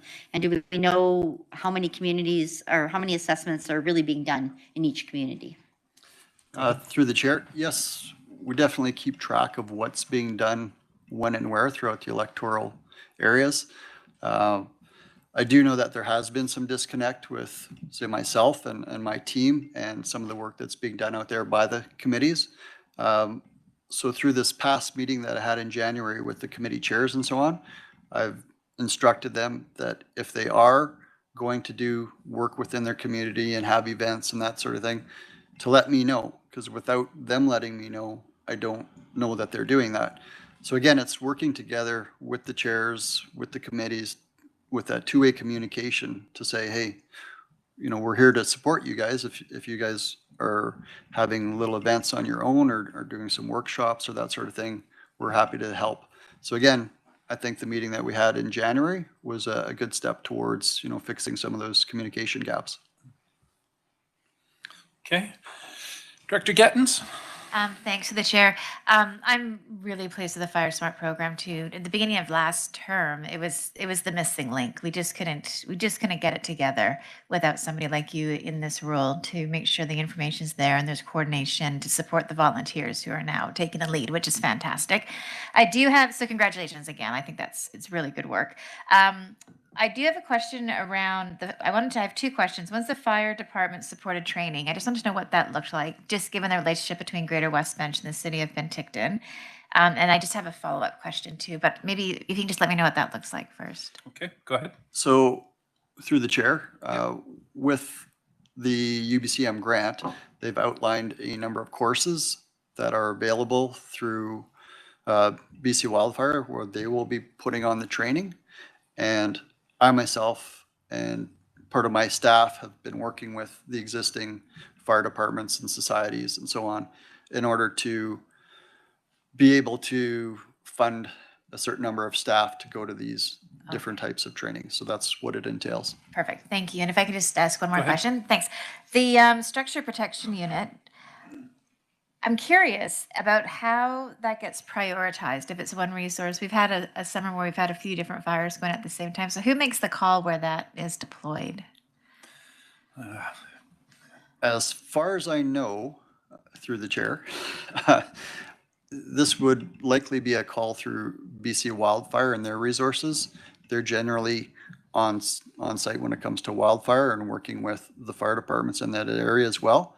So it would likely depend on where resources are, what resources are available, and between BC Wildfire and fire departments. Sean? And I'm just able to elaborate on that over. The structural protection unit is a regional asset over. So how we currently would staff it is that if there was a wildfire within the community here at the South Okanagan and the Fire Chiefs Association would be responsible for maintaining it, ensuring it's ready to go. If there is a wildfire occurring and we need to set up structural protection unit, having a local asset, that's easier for us over to deploy out immediately. So instead of waiting for BC Wildfire or 8 to 10 hours or until one's available, we can get it out much faster. So that will be an asset, and I believe it's up to 120 homes that it's able to protect with equipment. 120 sprinklers. Sorry, 120 sprinklers and up to 50 homes. That's stats on it. Good information. Is there any other hands? Oh, Director Hunter, go ahead. I just had a quick question. You guys were speaking on how education was going to be a big focus for 2023. Are you guys already or planning on going into the high schools just to speak with the youth about your Fire Smart program and maybe pass some of your information along to them? Because I know like my 15-year-old in grade 10 he'd be coming home and letting me know for sure. You know, so I think that might help you guys out as far as getting your information out there. Through the chair, yes, that's definitely something we're going to look at doing. We've applied some of the funding for, you know, projectors and equipment in order to do that. So far, we haven't had it, but definitely going to add that to the queue. I think that's a great way to reach the people here in Penticton. They've been doing that through the different schools as well. And I think it's been an effective way to get the messaging out. So that should be part of it. Okay. Director Van Elfen. Through the chair, you mentioned your chipping program. Is that agricultural related also? Like if somebody's doing a replant, tearing out an orchard, do they have access to that chipper? Because, you know, past practices years ago, they would either just burn it or push it into a gully and then, you know, becomes a hazard in the future. Go ahead. Through the chair, that's not something we're looking at as part of this program, and part of the reason that would be is that would be very expensive for one, and that would benefit one orchard owner as opposed to a community. Perhaps down the road, if some of the funding changes, there is other programs that look at supporting ranchers and what can be done. Again, that's evolving. So the way it stands now, this is more for communities. Okay, I'm not seeing any other hands, but I do have one comment from myself, maybe a couple. I appreciate the program. I think it's working well, particularly with the startup of the new committees. That was really somewhere where we struggled to get those committees up and going, and having folks there to help yourselves made a big difference in that regards. I think there's been a bit of an issue, though, with the better established committees and the ones that have been around for a while. They're doing a lot of these home assessments on their own. So the advertising that we do should probably include contact the RDOS or your home or your resident committee and give that information, because there's some of them that are as trained as anybody to do these assessments. So do keep that in mind. These committees, the province is hoping, and I sure am from my point of view, that they continue to stay involved, because if we have to run this, be a government-run program, that elephant that Director Knodel talked about becomes very expensive. Let's keep them folks trying to do what they can, and it also keeps people energized in the community. After a fire, you get 2 or 3 years window. People want to do fire smarting. After that, if there's not a fire again, it just kind of dies out unless those committees stay active. So it really helps to keep them engaged and let them do that work if they can. So I just encourage it to continue to go that way. Through the chair, yes, I definitely agree with you. We've got some very well-established committees that are, you know, definitely putting in above and beyond what's required and engaging with the residents.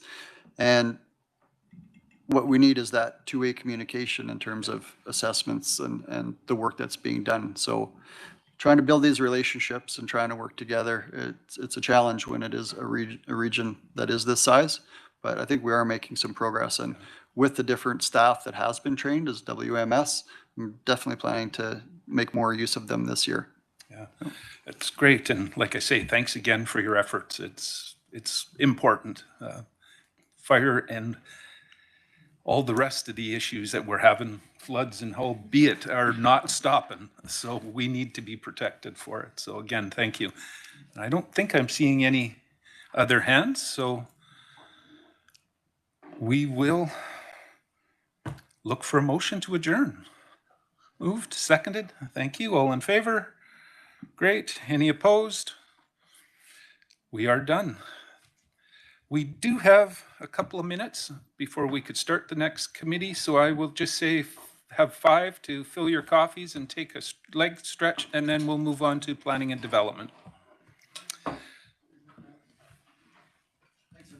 I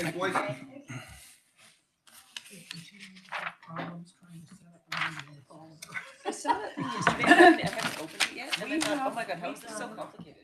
You know, 4 doodles and maybe. And we're not getting doodle polls, we just keep getting, and it sends us your dates that you're available. Yeah, we do the doodle polls just amongst ourselves and then we send you the dates. And we've now decided maybe we're not gonna get all 5 of us there, but if we can get 4. So why is everybody like? I don't know, their it seems to schedules? be that, well, cause some of them work. I work. I know you Figure it out. I know. And I said, you know what, I've got things on too, but I'm okay from 5:30 to 8:30 or something at night. And as I long don't as know. if it's like Anyway, 3 months we- ahead of time, you should be able to fit it in your schedule. Well, God. the one date apparently it was gonna work was May the 3rd. And so I said to the CEO, I can't do that. because- Sorry, I know she had already signed the stuff in Christie's office. No problem. Our CMP meetings in Kelowna that day, and I sort of figured that.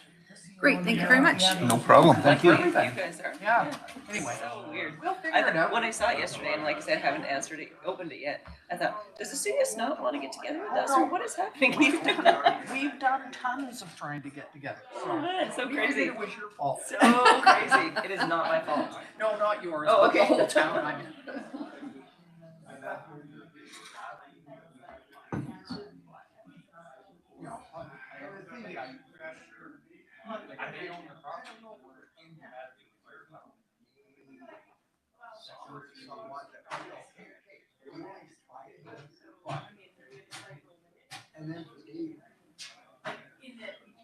Our software.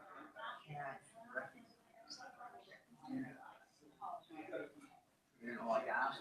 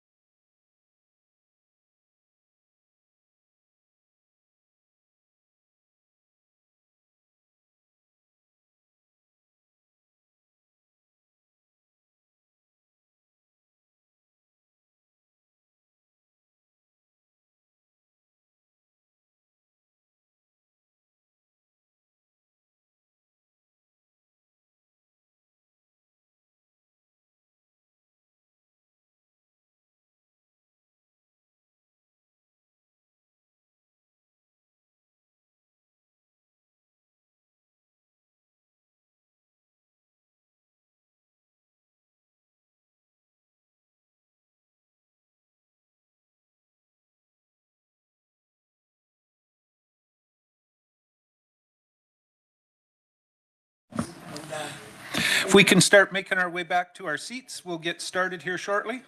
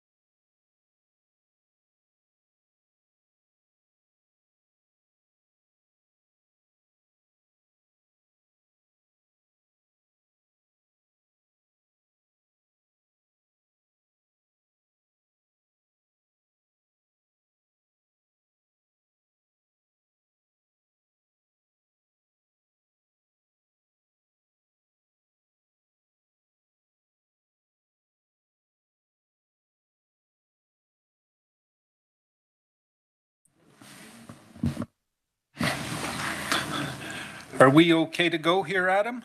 Or can you? All right. Okay, we will get started here, folks. So next up is Planning and Development Committee, and I will go to Director Knodel for that one. Go ahead, please. Thank you, Chair Pendergraft, and welcome to the Thursday, March 2nd, 2023 Planning and Development Committee meeting. I'm looking for a motion to adopt the agenda.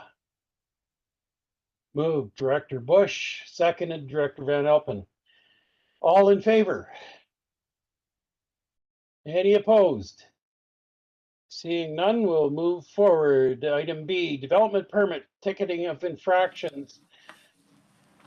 CEO Newell, would you care to start designing the mouse for us, please? Thanks, Mr. Chair.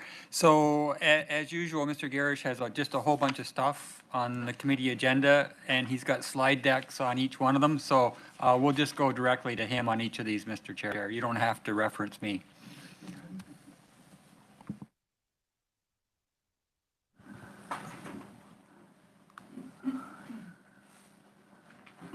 Mr. Garish, please. Great, thank you. So the first presentation I have is development permit enforcement. And this, unfortunately, goes back a couple of years, but we've now had a chance to work our way through it and brings forward some options for the board. So as I recall, I think the original discussion started out of the environmentally sensitive DP review. And one of the issues that we identified with that is the inability to ticket. And so in 2020, the board had put forward a request to explore a resolution to UBCM. And in doing so, we discovered that this issue of ticketing DPs had actually been before UBCM on 3 different occasions in 2003, 11, and 2019, which would have been the year before. And the province had already responded to each of those resolutions, and it had taken the position that it felt that local governments already had authority under the applicable legislation to enforce DP violations. Now, of course, there's a different opinion on that, which is what led local governments to bring these resolutions forward to UBCM, which is that the legislation doesn't actually allow us to ticket DP infractions. So it's a complicated legal argument, and it's taken me a while to wrap my head around it, so I'll try my best to explain it here, but keeping in mind that I'm not a lawyer. But the way it's been explained to me is that under the Act, an official community plan is not actually a bylaw, and so that's what Section 471 of the Act is setting out, that an OCP is actually a statement of objectives and policies. Now, the subsequent subsection of the Act, 472, then gives the local government an ability to adopt an OCP by bylaw, but apparently it's not technically a bylaw. So that raises an issue in relation to enforcement, because the way we do it at the RD is generally through the bylaw notice enforcement. But the Act sets out that if you're enforcing through that mechanism, it has to be a regional district bylaw. Well, if you're being told that your OCP is not a bylaw, that really raises a challenge in relation to enforcement of a bylaw, which is how these resolutions end up at UBCM, right? So, and this is just some background context because yes, in 2019, the board did amend the bylaw, notice enforcement bylaw, to deal with DPs, but it didn't go so far as to deal with issued DPs. These infractions that we put into the bylaw dealt with situations where people had undertaken works in a development permit area without a permit. We didn't take that next step of dealing with permits. So at the moment, in the absence of any changes to our current bylaws, our only recourse is to proceed to BC Supreme Court. And again, this gets back to this whole issue of whether an OCP is a bylaw or not a bylaw. And unfortunately, I would argue that this approach is probably the most costly, administratively onerous, and time-consuming option available to us to issue what I would argue, again, are minor infractions against DPs generally based on what we've seen in the past. So going back to 2020, the board resolution asked for staff to bring forward options for bylaw amendments that would allow for us to ticket. And so that's what we've done. So it's not, I initially thought the process here might be a little bit more complicated than it turned out to be, but essentially what we're proposing is to introduce an offense section into the development permit part of your OCPs. And this would set out the groundwork for allowing us to then ticket under the bylaw notice enforcement bylaw. So we're basically saying, A, that no person shall commence any development on lands that have been designated as a DP area without a valid permit, which kind of speaks to the 2019 amendments. And then the new part would be that the development of land in contravention of the terms of an issued permit, is an offense and can be ticketed. The second part of the amendment bylaw would then be introducing penalties into the BNE bylaw. So this is just a sketch out of how that could look. We've put some preliminary fines or offense fees in there. And so in closing, I just want to convey to the board that yes, I mean, there is this doubt that exists that we've heard or been made aware of in relation to our ability to enforce these DP contraventions. But we're also aware that the province has taken a position that they're not making any legislative changes to the act. They feel we have the authority, and I suppose until somebody loses in court, nothing is going to change with the legislation. So in the absence of ticketing, it's very difficult for us to enforce a DP. But if the board does want to take that next step, there is a risk with that, that if challenged, our ticketing process here might not stand up. So just something to be aware of. So the options are before you, and we're happy to answer any questions that you might have and take direction on this. Thank you very much, Mr. Garish. I'll be looking for some questions here. Can you take the presentation down so I can see the board, please? Thank you. Are there any questions for Mr. Parrish? Any comments? Hey, I thought there'd be more on this one. It's kind of an interesting topic. All right, I guess we're moving forward. Do we need a resolution for this? We're sort of looking for what you want to do there, Mr. Chair. We're looking for a motion here. Does anyone want to make the administrative recommendation or an alternative? All right, I'll make the alternative recommendation then. I'd like to stay with the status quo. Was there a seconder? Seconded, Director Coyne. Any discussion at this point? All right, call the question then. All in favor? Thank you. Any opposed? Seeing one. Mr. Noel, you have a comment, sir? Sorry, Mr. Chair, you were moving a little fast there for me. I didn't get my hand up. So this is the reason why we can't enforce any development permits like the Naramata slope issue, which is a big issue for Area E. So I didn't quite get the rationale for not moving forward. Is it just the risk? I have a real problem with moving forward with things that people may not even know they're in contravention of. Development permits, unless you're applying for a permit, you can get into trouble just by basically moving soil on the land. So I'm not in favor of putting that up without every property owner being advised. And we've already seen it with building permits. People go and apply for a building permit and kick open the door on these watercourse and environmentally sensitive development permits that they didn't even know they were in the areas of. They don't have the access to the mapping that we do. So that was my rationale on that. Do you have a follow-up, Mr. Newell? No, I'll leave that up to the committee to decide what they want to do. Thank you. Director Venom-Yella, and I saw you had a hand up.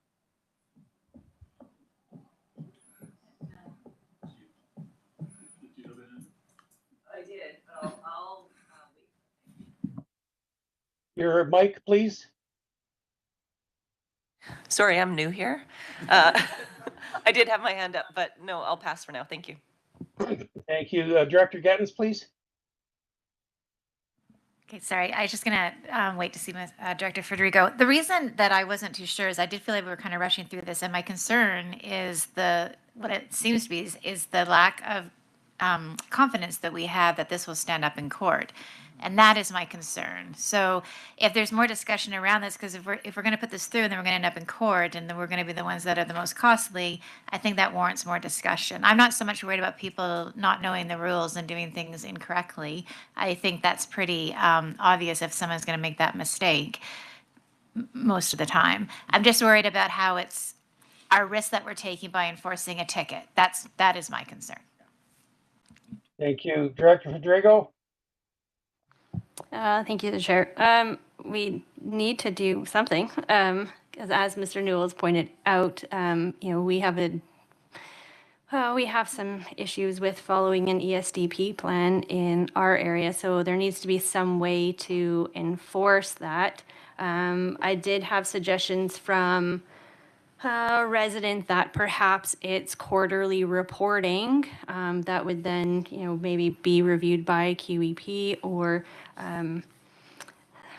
someone essentially that's just following up to ensure that they are following the plan that has been laid out within their, again, for our area, the main concern is the ESDP. So if you're going to bring forward a plan that's approved, then through quarterly reporting, may be able to stay on top of what is happening. And then if you're not following that, then there's reason for ticketing or, putting stop work order until they can follow up with getting back on track.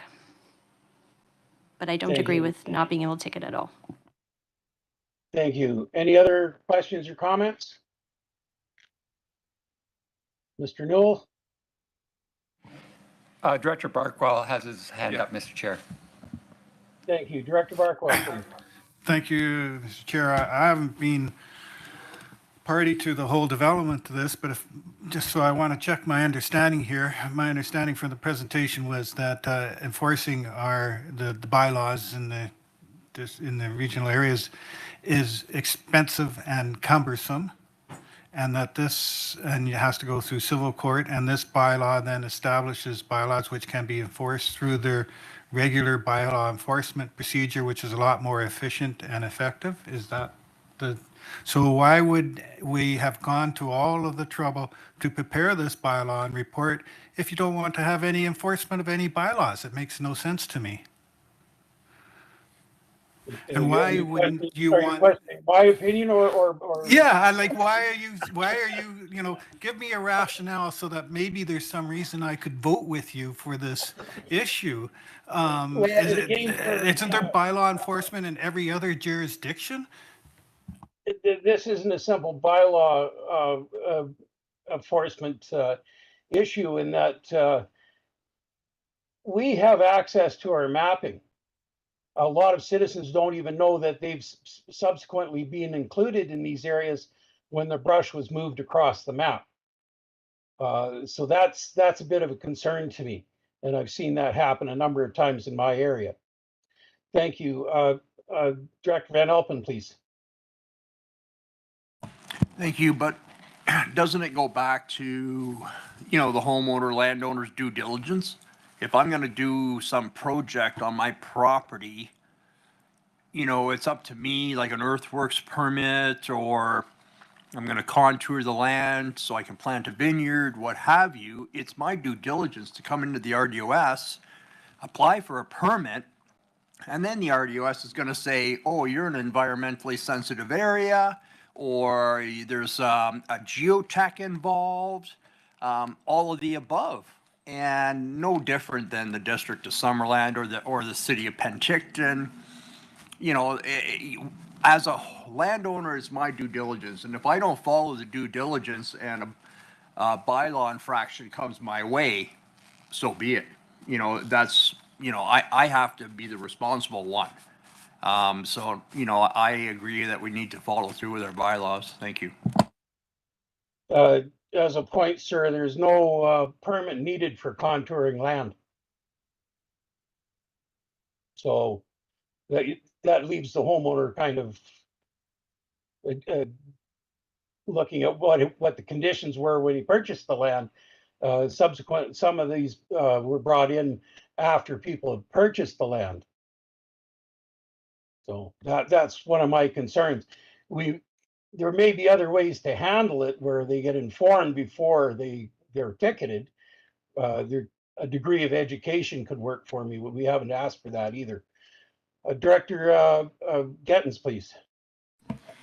Thank you through the chair. I just wanted to just take a different approach to this. I think just I've missed the beginning part of this presentation when I came in, and after hearing from Director Federico what we're talking about, and hearing the comments here from our colleagues from Summerland, I would change my vote. I don't know if did we even vote on that last motion, to be honest with you?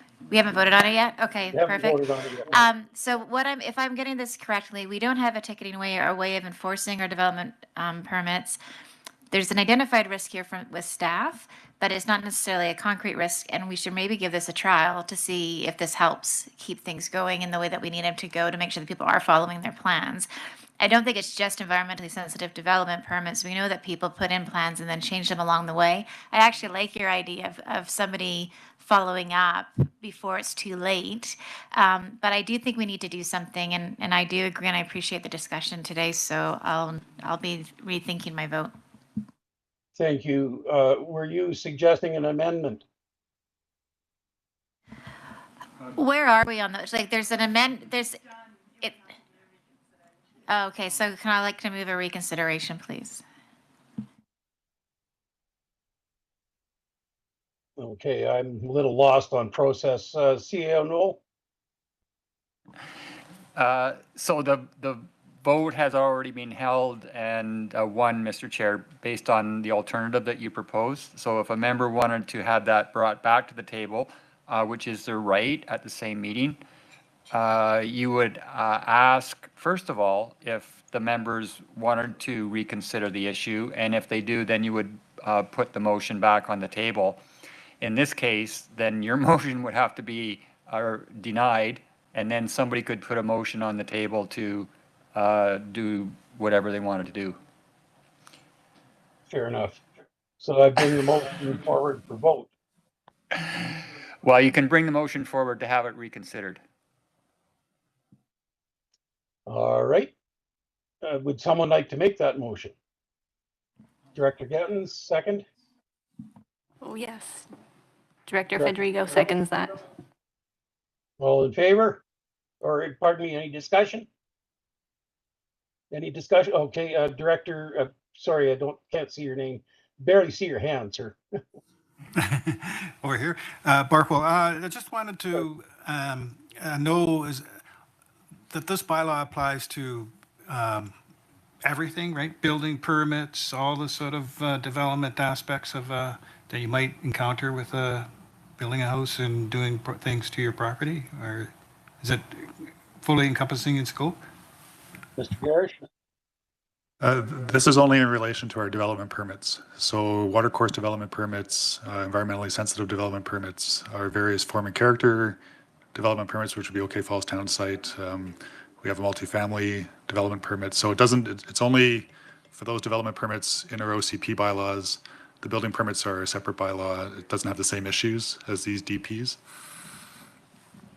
Thank you, sir. Mr. Barkwell, are you content with that?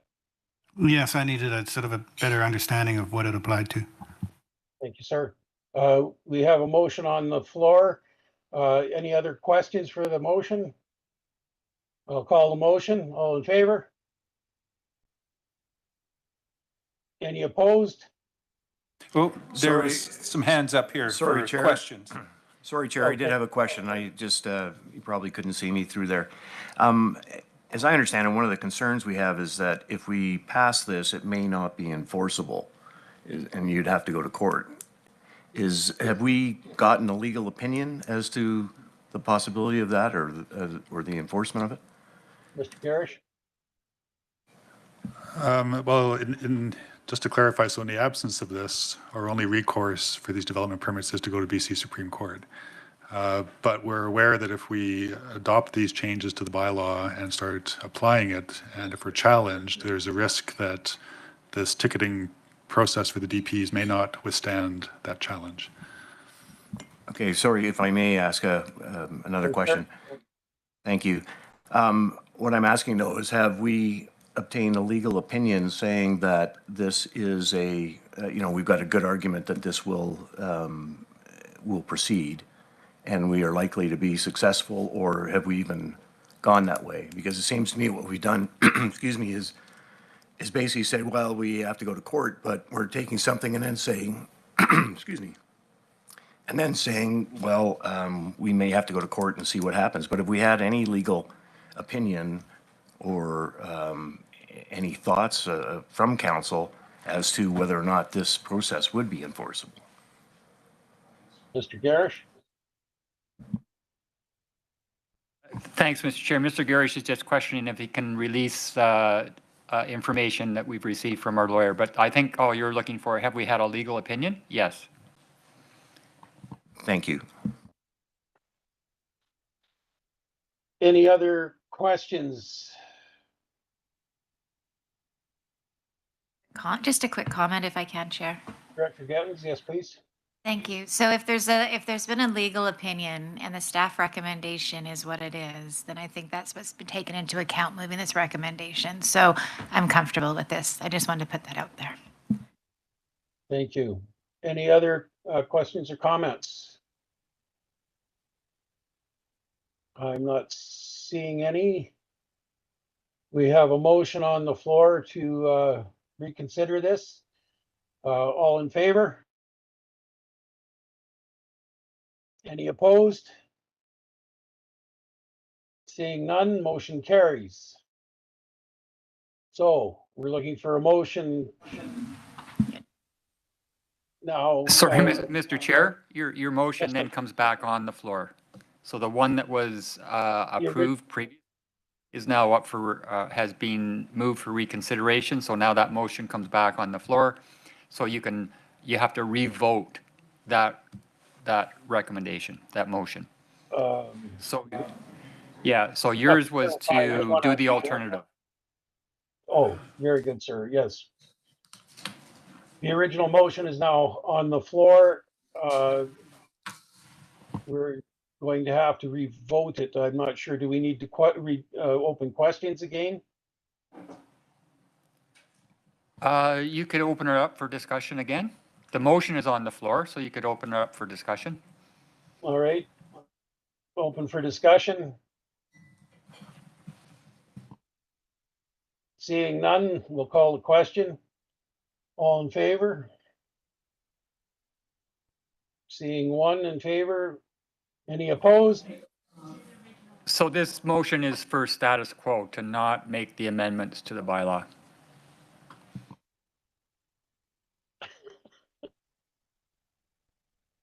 Any opposed?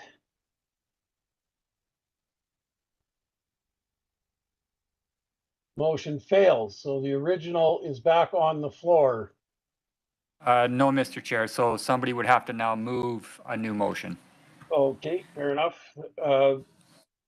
Director Gettins. Thank you. I'll move the administrative recommendation, please. Seconded, Director Monteith. Are you seconding? All right, any discussion?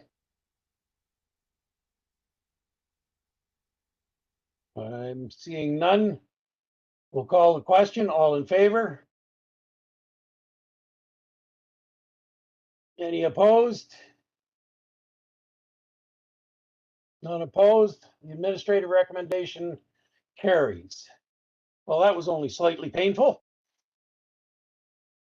All right, we'll move on to the second item, item C, alternative housing options. CAO Newell, sir.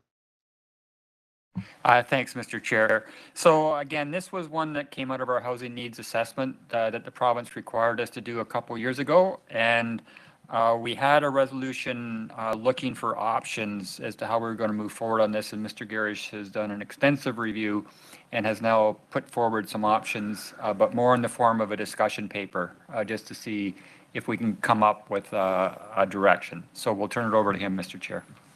Thank you. Mr. Garish, please. Great, thank you. Being cognizant of time, and I apologize if I start ripping through some of these slides quickly, but I know there's a number of other items on the agenda today. So just some really quick background. So, and again, I apologize for the delay in getting back on this notice of motion from 2021, but there was the original one asking staff for a discussion paper on regulating sleeping accommodations in the form of bunkies, mobile, tiny homes, and RVs. And that was followed 2 months later by the receipt of the housing needs assessment, which I just quickly summarized here, which highlighted that we were basically not providing housing at the level needed to meet future anticipated needs, and the housing strategy, or sorry, housing assessment provided some options or highlighted some tools that are available to local governments already to deal with this, which I'll be touching on in subsequent slides. And I did just want to highlight too that we as an organization haven't been standing still over the last 10 years on housing issues. I mean, we have done a number of changes to the bylaws to try to facilitate and make it easier for people to do maybe not the full range of alternative housing that was in the director's motion, but certainly more traditional ones in the form of secondary suites and accessory dwellings. And so you can see here from 2014 up until 2021, the different projects, which I'm unfortunately just going to have to quickly move on from. So just for everybody's benefit, moving into the director's motion and the different types of housing that were articulated in that. So in researching what is meant by bunkies, that we think we understood that to be what's shown here, which is essentially a form of detached bedroom. And so we found this example online. And from what we can gather, they're generally put up to provide overflow sleeping spaces for obviously residents who may be having maybe an event at their house or family staying or guests or whatnot.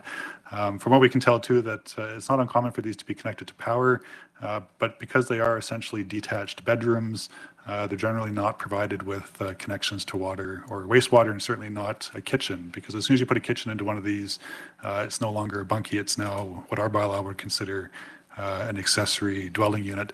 And there's also limitations on floor area, and I think that's generally to make sure that they don't become de facto accessory dwelling units. Now, the last time the board looked at this issue of habitable use of accessory structures was in 2016, and that came forward at the time because between planning, building, and bylaw enforcement, we were spending a significant amount of time and resources dealing with situations where people were putting in proposals or plans or had done development that was contrary to any number of bylaws. And so I've got a couple of examples here, and these were ones that we used back when we did the 2016 review, just to highlight to the board some of the challenges that we were seeing. And at that time, we felt that there were some improvements that could be made to the bylaw, which were subsequently undertaken to address some of these issues. So you can see here in the first example, the building permit that came in was referred to as an addition to a garage. And it was done in an area where the zoning prohibited a carriage house. I can't recall the specifics of why the carriage house was prohibited. I suspect it was a parcel less than 1 hectare, not connected to community sewer system. So when you go in and do the final inspection, what you're seeing here is not a dwelling unit. It's not a kitchen. But of course, your eyes tell you something else, right? And so the difference here is that the stove had been removed. And for the bylaws at the time, that was sufficient enough for it not to be deemed to be a dwelling unit, although you can quite clearly see that was the intent, contrary to building permit that had been issued for an accessory structure addition and contrary to zoning. And a similar situation here, except this case, it's the zoning prohibited a secondary suite. The building permit that came in was a renovation to a basement. And again, it was just simply a matter of not having a stove. So I guess 6-7 years ago now, we made those changes to the bylaws to clarify that really habitable space and accessory structures is not what the intent of those structures is generally for. And it was to try to help with these issues of, staff resources and time being put into dealing with contraventions or people trying to, push the envelope on the zoning bylaw to do stuff that the board said they shouldn't be doing in these particular locations. So in terms of the issues with this first part of the motion, obviously there's enforcement and compliance issues or concerns that need to be taken into consideration if a change is being considered for bunkies. We would argue at a staff level that certainly there's also other options available to property owners, and that's why I had that initial slide about the stuff we've been doing over the last 8 years in terms of accessory dwelling reviews and suite improvements and whatnot. a property owner can do, subject to zoning prohibitions because of maybe the location that they have property. But, they can do suites, they can do dwellings and dwelling additions, although we realize that what comes with that is compliance with the building code and potentially servicing requirements, which add to the cost, which maybe people don't want to bear, right? And then we were also struggling with if formalizing bunkies through the zoning bylaw would address the motion, because of course the motion was alternative living arrangements for people, which to us speaks to potentially having these be accessory dwellings. And if it's accessory dwellings that they want to do, then what's the issue with the zoning bylaw that really needs to be addressed, as opposed to having bunkies added as some form of dwelling unit into the bylaw? And although I would argue not ideal, because it sends out mixed messages as to the board's approach to its own bylaws, but also recognizing that we are in an era of housing affordability issues and scarcity issues and whatnot, that the board does have the option of not enforcing its bylaws, but there's always consequences that come with that, right? So something to keep into consideration. So tiny homes, it was the next part of that original motion. I'm going to argue that there's two types of tiny homes. There's these ones, which I understand to be generally what people associate with a tiny home, quote unquote, which is the trailer that can be moved around. From our experience in planning, when we see these come across our desks, generally what we're seeing is something that is probably not connected to community services that we would normally expect from somebody coming in to build or construct a dwelling unit, so i.e. no water or sewer connections, and probably hasn't been built to building code standards and may not be compliant with zoning in terms of density allowance on the site. Now, the other form of tiny home, or I guess homes that are tiny that I argue, are ones that we already do allow for in our zoning bylaws. And so that would take the form of cabins, a suite, or an apartment. The picture I've shown here is the classic Okanagan example, at least for me, that I think of, which is the tiny homes that the fruit growers originally put up for pickers, right? And so those were very small. The bylaws, the way they're currently written today, if you're trying to do a stick-built detached accessory structure, I think the smallest you could probably get to would be 25 square meters, and that's because of our minimum building width requirements. If it's an apartment building or a townhouse, our medium density residential zones, which is the RM zones, specify a minimum of 25 square meters. And I think 25 square meters generally is what would happen with the building code requirements when they're applied, in terms of what it sets out for separation of different uses within the dwelling unit. So usually they're not going to be much smaller than 25 square meters. Now, the issues with tiny homes, and this is going to be touched on in the next one with RVs as well, they're generally, is my understanding, not subject to building inspections, so we can't confirm if they're complying with health or safety standards. I think there's a misconception that if you say tiny home, there's no requirement to connect to community water and sewer systems, which is mistaken. Our expectations are that if these are being used as a dwelling unit, that they are properly connected. And not that I'm trying to punt this, but I mean, we do have the 2022 UBCM resolution from Oliver that has already requested the province to review the building code and potentially look at making changes in order to allow local governments to be able to properly permit and approve these through their existing land use approval processes, right? And so because that was just last year's convention, my understanding is that the province usually responds in the following year. And just from a quick Google search, I can't see that they've responded to this resolution yet. So it's still outstanding. So for us to do something now, I would argue is premature. We should wait to see how the province responds, if they are making changes to, legislation or code, and then what we would need to do in order to respond to that before we do something prematurely. And then the third part of the original motion was RVs.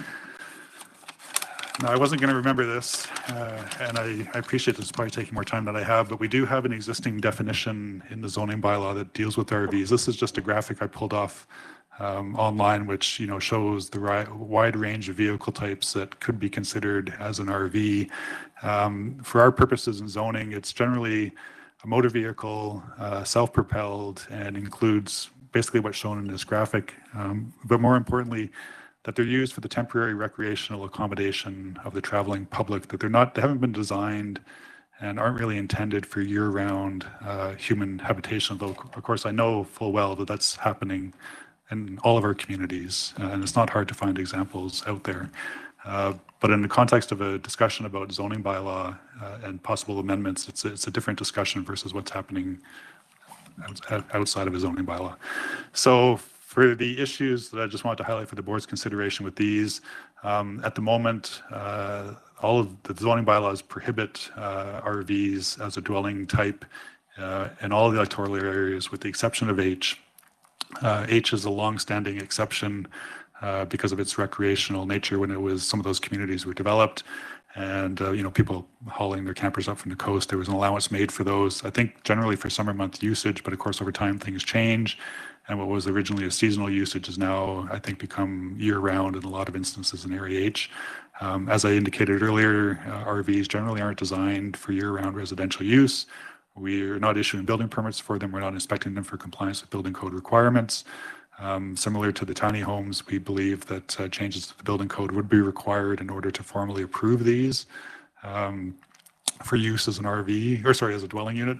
And again, and I won't spend too much time on this, but the option of not enforcing the bylaws is available to the board, but it comes with the same caveats as well. Now, in the staff report, I did outline other options, and these are generally drawn from the housing needs assessment. Now, it didn't make specific recommendations. It was just giving an overview of what was happening in the region at the time it was prepared. But it did highlight that there's other tools available to local governments in order to address housing needs within their area.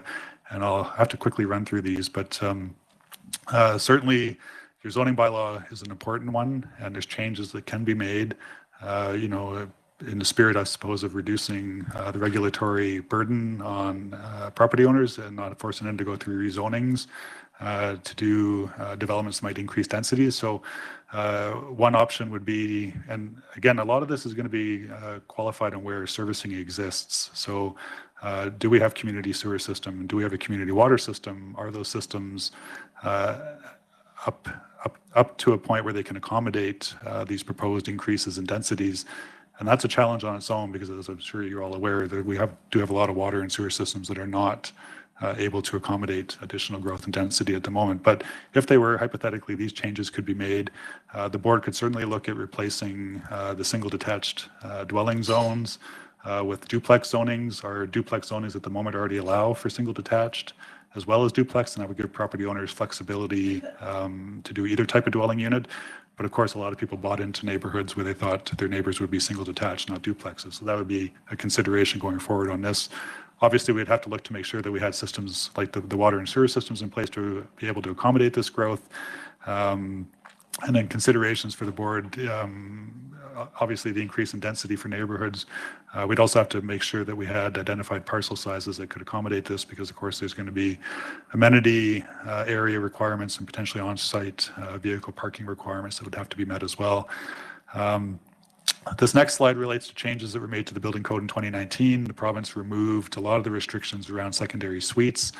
You can see in the image at right here, the first one at the top next to the green arrow is your traditional kind of form for a single detached dwelling with a suite. The 2019 changes allowed for local governments to now consider allowing suites and duplexes, which I think we've done once through a site-specific up at Apex, but also to include them in townhouses. But again, similar to the discussion about replacing single detached zoning with duplex zoning, you're potentially looking at doubling the density in some locations if you go down this route. So again, of course, servicing issues are a concern, density increases are a concern, parcel size, can they accommodate that additional density as well? Are there minimums we would have to take into consideration? So increasing the density of accessory dwellings. So in 2019, we completed our accessory dwelling review. And that process rolled out accessory dwellings as a permitted use in a lot more zones than they were previously allowed in. At that time, though, we restricted density. The basis of the dwelling review in 2019 was to basically give more flexibility. So if your zoning allowed for you to do a secondary suite, we provided the flexibility by saying, well, you could do a suite or you could do the detached accessory dwelling on your property. The board could reconsider that. And if it's a matter of giving more density, you could allow through the zoning bylaw for a suite and an accessory dwelling. But as with the previous slides, again, the same issues are going to be the ability to provide servicing for that level of density, the increase in density in the neighborhoods. You would be removing a regulatory burden, but of course, then there's public perception about what's happening to their street and their neighborhood. Yeah, so this was another review. I think we completed, okay, I've got 2019 here as the date. So the board's already looked at this once. And so the one change we did make after those 2019 amendments to the building code was to review the floor area allowance for secondary suites. And the idea was to, allow for an additional bedroom, make it more amenable to families. So the increase was from 90 square meters to 125. 125 is admittedly an arbitrary number. There's no limitations now. So the board could reconsider that and increase it to make suites more enticing to develop or whatnot. So make it 150, 175, or say no limit, and rely simply on the building envelope that's set out by the bylaws. So that would be maximum parcel coverage and building height. And again, you've got a lot of the same considerations, servicing, changing to neighborhoods. But this particular one, the ALC, regulates these dwellings at 90 square meters. And of course, we have a lot of parcels in the ALR, so there would be a disconnect there. But we have that same disconnect already, and we've managed it. Waive or reduce DCCs. Again, there's trade-offs here. I mean, certainly the benefit would be you would be trying to incentivize the provision of affordable housing or affordable rental housing in the form of suites or carriage houses. But of course, nothing's free, and waiving DCCs for one means somebody else is in the service area is paying for it. So there's certainly a trade-off there. This would be a lobbying effort by the board. So and as you're aware from recent discussions when OBWB was before you, they have a 1 hectare policy. Their interpretation of it is different than the provinces. OBWB has expanded it to include accessory dwellings and requiring that if they're on parcels less than 1 hectare area that they be on community sewer, and that the RD's bylaws reflect that if it wishes to continue to qualify for grant funding. I included an attachment with your report. It was the 2014 letter that we sent to OBWB asking them to reconsider that policy. They didn't, but certainly you could ask them again, given current situations, if they want to reconsider it. I suppose alternately too, I mean, the board could go its own direction and change the bylaws back and not comply with OBWB's direction. But of course, then the trade-off there is you may not be qualified for grant funding. So pluses and negatives to both. This is an issue that's been before you a couple times now. So we did do a review in 2016. At that time, mobile homes were prohibited in almost every zone other than the manufactured home park zones. The board at that time was open to reconsidering that and allowing mobiles on parcels greater than 4 hectares in area. As you know, we've had some on parcels less than 4 hectares, which you've supported. Certainly, we could look at revising the zoning regulations again and lowering that to something less. I've suggested here 1 hectare, but it could certainly be 2 or even half a hectare. I mean, it's really your call. Obviously, considerations around this would be public perceptions. I think the previous restrictions prior to 2016 were a reflection that a lot of people didn't want single wides in their neighborhoods.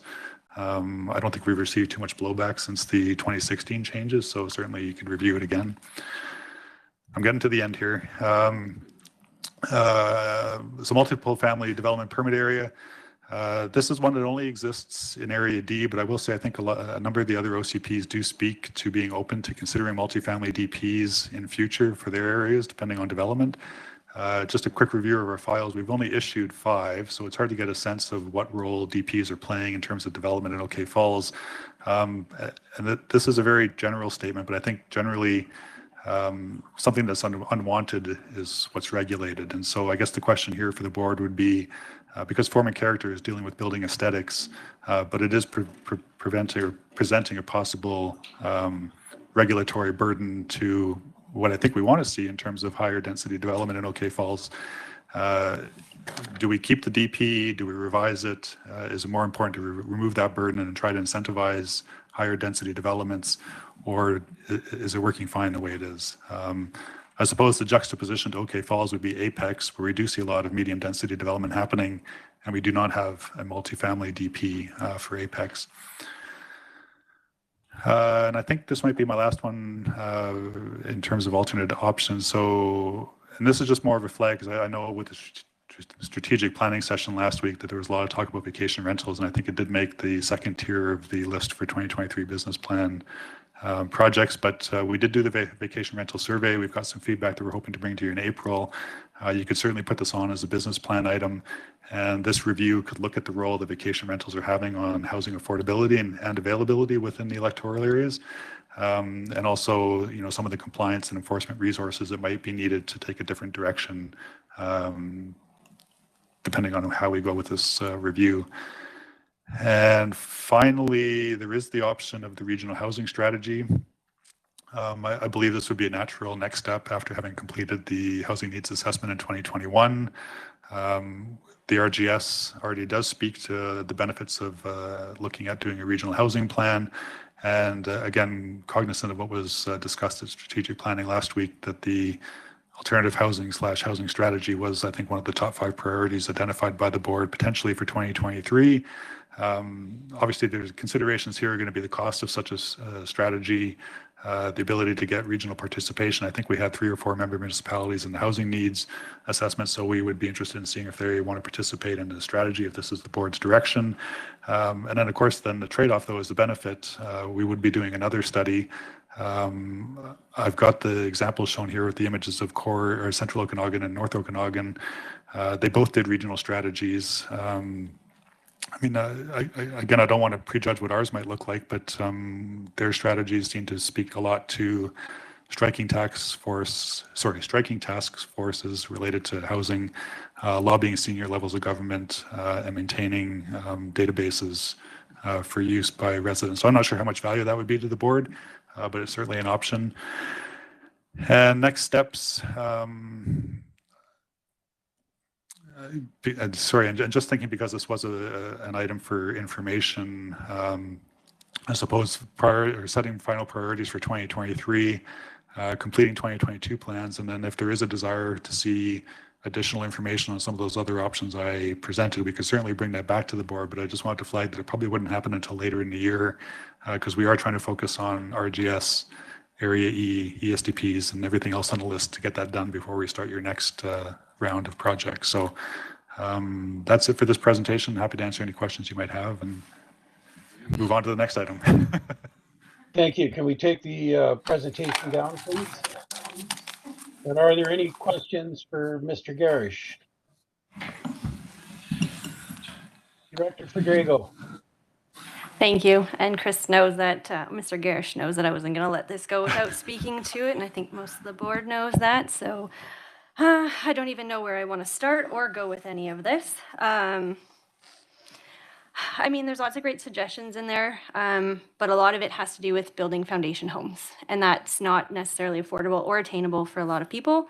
And it won't really necessarily solve our housing issue. So while they're great suggestions and definitely need to be looked at, we need to better look at our attainable housing solutions. I know tiny houses don't yet have their own building codes. I assure you it is in the works. I sit on a board that is making sure of that. So they are looking at that. So further down the road, my other challenges with tiny homes not being attached to services and that they can't.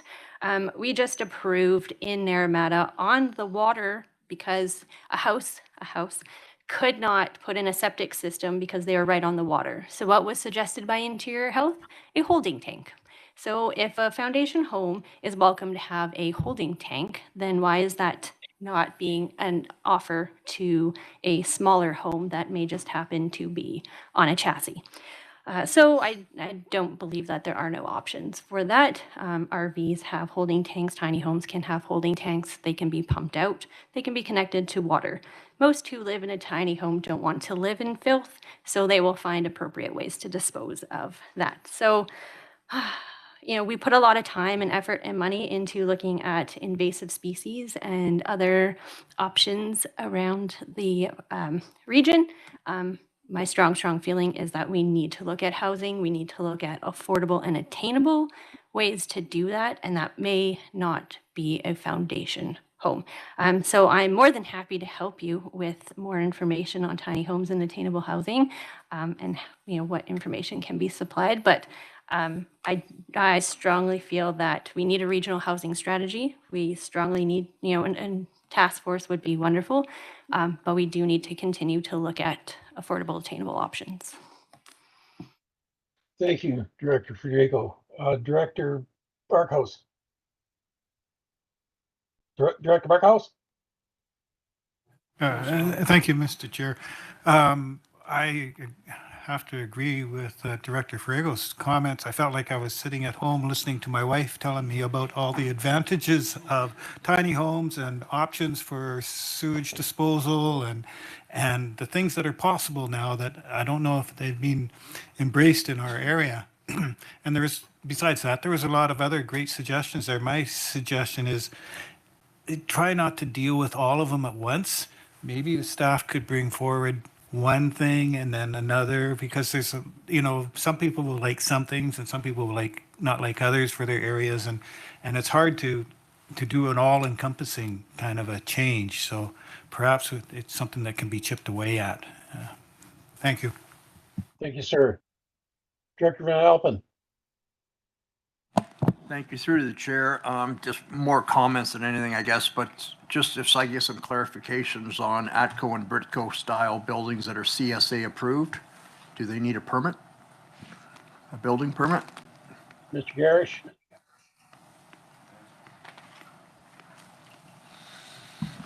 So I've got Mr. Petrie, our building and bylaw enforcement manager here, who might be able to better speak to that than myself. Yeah, so they would require a permit to be placed, and they still would need the certification of a Z240 for residential use. Okay.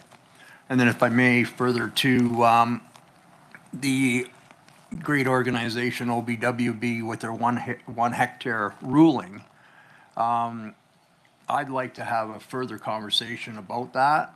I think, with today's technology in septic, wastewater, and if we could get maybe a wastewater practitioner to come in, maybe representatives from the OBWB, but I think there's opportunities there that we're missing today with technology the way it is, that 1 hectare may be large.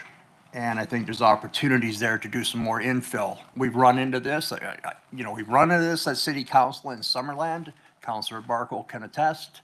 1 hectare, I think it was 1.89 hectares, or sorry, 0.89 hectares or whatever it was. And it was turned down at the council table. Why? Because we're terrified to lose our grant money from OBWB.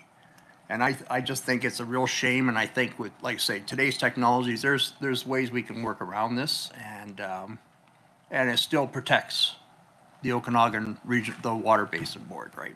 Thank you. Thank you, sir. Director Conants. Thank you, through the chair. I support alternative housing ideas and options. I do want to say that there are people living in RVs all over Penticton right now, currently. They're probably driving past right now out there. We need to do a count. There are so many, and this is a phenomenon throughout North America right now. And they just move every night to a different location. It's difficult to track.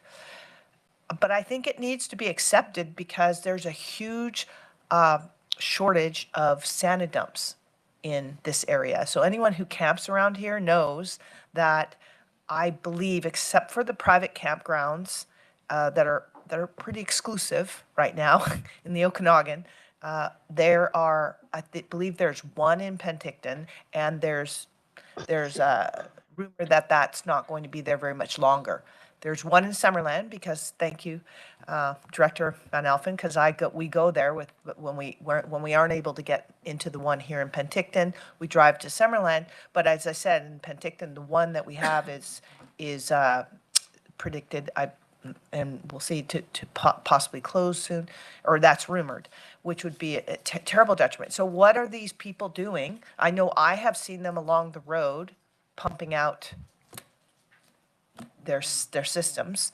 I think that we have to start accepting the fact that this is actually happening right now, and we need to actually address this issue. And if we're going to use RVs in houses or holding tanks, we better have the facilities to use to be able to dump safely. Thank you, Director Conants. Just for the record, we have a number of campsites throughout Penticton, all over Osoyoos, that cater to year-round RV living. So we're already kind of kicking that building code requirement that they're not certified for living around. So it's just a point. Director Ventremulin, please. Thank you, Chair. Not to make light of the situation, but we do have a sandy dump in Oliver that the municipality put in a few years ago, so I invite you to come and use that and have lunch while you're in town. I just had a couple of questions. I'm trying to make some sense of my scribbly notes. How much money are we talking about in grant funding from the OBWB? Roundly, vaguely, like are we talking tons and tons and tons? Garish, would you have off the top of your head? No, unfortunately, nothing at my fingertips, and that would be the kind of information we would bring back if the board asked for additional Information. info on, lobbying OBWB to change their 1 hectare policy, so. Yeah, I think that would be good information to have, for sure, to see whether it's, worth going down the path of having that conversation or not. And then I was just going to make a suggestion that, that as you suggested, we wait to hear from UBCM, kind of like whatever they say as follow-up to the resolution that was passed last year. Usually I think they send their information out in like June, July. Is that correct? So perhaps wait until we get that information and then follow that up with a conversation. And I totally agree with Director Barkwell. I was going to suggest the same thing of breaking the conversation down into smaller parts. And so specifically here, it seems like we're bouncing around tiny homes, not the homes that are tiny. And that is an issue that's not going anywhere. So once we know what UBCM is doing with the resolution, if they're going to do anything, I would suggest that we have a conversation later in the summer or the fall and really just kind of like deal with the one issue, which may change down the road when regulations change, but deal with it, make a decision, and then move on to the other pieces. Thank you. Director Coyne, Senior, please.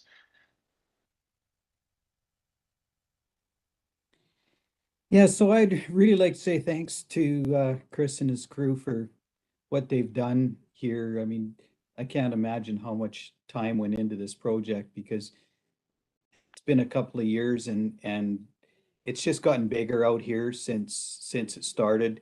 The RV issue has really taken off in the last, I don't know, 18 months or so. They're all over the place. And there's more and more of the backyard buildings that have been repurposed to bedroom facilities and things like that. So I really appreciate what we've done here and I don't know what the right answer is. I know we have to do something. Just pretending it isn't happening and looking the other way.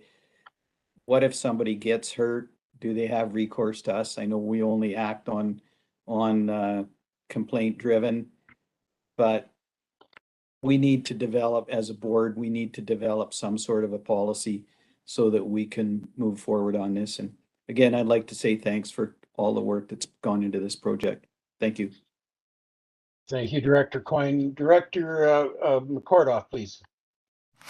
Thank you very much. So I just want to remind you all that Anna Warwick-Sears from OBWB was here quite recently, heard the concerns.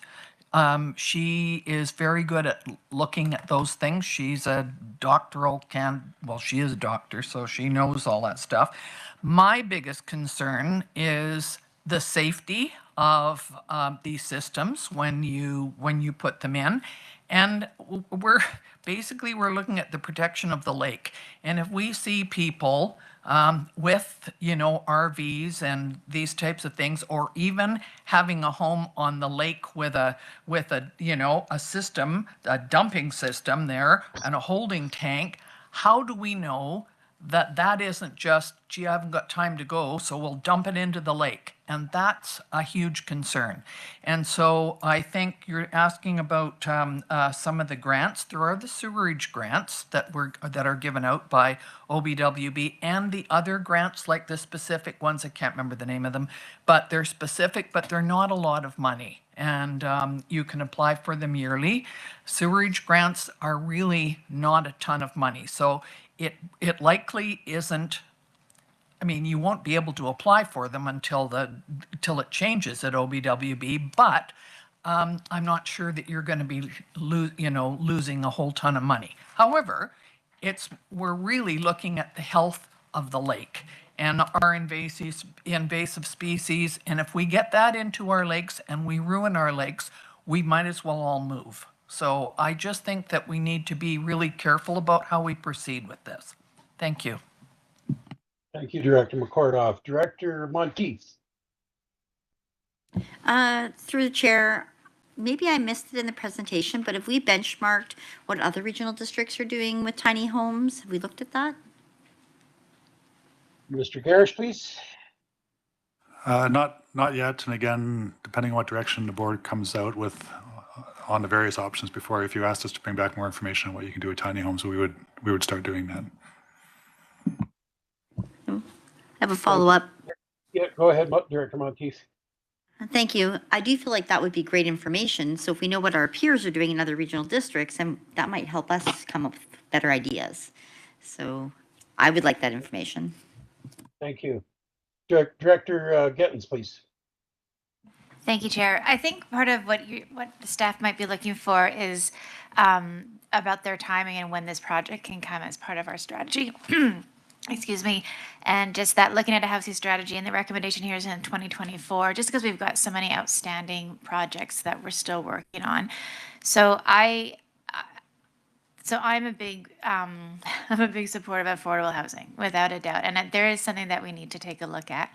We do have quite a few strategic priorities or projects that are in the works right now, and staff just need the time to get that done. But in the meantime, I think it would be great to hear a bit more, like what we're looking for information around the Okanagan Water Basin. What are the grants actually looking like? If staff does have time to do a little bit of research on what other regional districts are doing, I think that would be great. But I am supportive of putting this on the corporate business plan. But I just recognize the capacity at staff to take this on right now probably isn't really there, but I would like to take a look at it for 2024. Thank you very much. CAO Newell. Thanks, Mr. Chair. We are going to be bringing back that strategic priorities chart as soon as we get the operational box filled up, and we're doing that with Mr. McIntosh on the 14th. So it should be back at your next meeting. But in the meantime, housing strategy is on the now box for 2023. As of now, you can change that, but that's where it is right now. And Mr. Garish has something. I just wanted to add that I wrote this report is written before the strategic planning session. Okay. So because you've now put it as one of your top 5 priorities for 2023, that changes supersedes the report. Okay, so just as a follow-up then, Chair, just disregard my last comments and we'll just carry on as directed by staff. Thanks. Thank you. Director Barkhouse, please. Close, Barkwell. I'd like to go back to the issue of the Okanagan Basin Water Board's arbitrary 1 hectare restriction. And I was at the presentation from the head of the board, and what I heard in her voice was a lot about problems rather than solutions. And then I spoke to our director of planning, who was on that committee. They do have a committee that they're studying the issue. And he says, oh, nothing's been happening with that committee for a long time. So it might be kind of dead in the water here. And I urged him to, follow up on it. I think it's going to take the political pressure of this board and other communities to refine that arbitrary restriction. I mean, I recognize Director McCordoff's concern about the water, but 99% of the areas that we're dealing with are at least 500 meters from the lake. So there could be zones. There has to be some solutions. There has to be some flexibilities, and we do have to pressure the Okanagan Basin Water Board to be considering these revising something, a regulation that's 30 years old and out of step now with the realities of the world we're facing and the technology that we have. Thank you very much, sir. I'm not seeing any other hands, so we have run out of time, but I do want to make one point. We're in a housing crisis, and by definition, it's a crisis. It is a crisis in reality. in my area, we have people sleeping alongside of the road in cars. We have motorhomes scattered around. We literally have people sleeping in culvert pipes. It is a crisis. All of that waste is still going somewhere. And until we decide on a direction, there will be no control over where those wastes go. It goes all the wrong places. So we need to come up with something that's affordable and doable. The weight's on our shoulders, unfortunately. Every time we pass a bad piece of legislation, we make housing even more unaffordable. All right, moving on. And we're running out of time here. CAO Noel, should we carry on or should we bench this for later?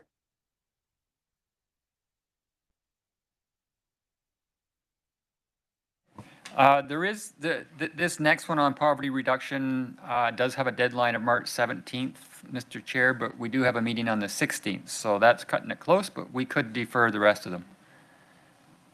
So let's go ahead with the poverty reduction then. And is there any reason that we can't move our regular meeting a bit? Are you talking about the board meeting? Yes, sir. Can we delay the start on that? So you can't start earlier, you can start later. We tend not to like to do that, just because we advertise it, and if people are looking in, or if they have issues they're going to speak to, we don't like to do that. But the board could decide to do that. Hi, Rick. Yes, sir. Rick Noddle, please. Yeah. Yeah, it's James Miller. Can I suggest that seeing we're having a special meeting on Wednesday that, and everyone's coming in for that we can just add these 3 quick items to it? Is that allowable, CAO Noel? That is allowable, Mr. Chair. Do we need a motion to make that happen? No. I make a motion that we move those 3 to the start of the special meeting of whatever a week from Wednesday is. Okay. I see a seconder. Seconder? Director Bush, are you seconding? Very good. All in favor? Or is there any discussion? Sorry. Director Gittens? I won't be voting in favor of this motion. I understand the intention, but I won't. I think we can get through this poverty reduction for the timeline, and we can park the next agenda items to the next following meeting. I just think that the special meeting on Wednesday is one topic, one item. We got an hour. So let's just get through poverty reduction would be my vote, and then we'll do the rest at the next regular board meeting. I can rescind the motion if it... It's on the floor now. I think we have to decline it. If I'm starting to get my policies right, then I think we have to go ahead and decline the motion. So with that, we'll call the question. All in favor? Seeing none opposed? Motion fails.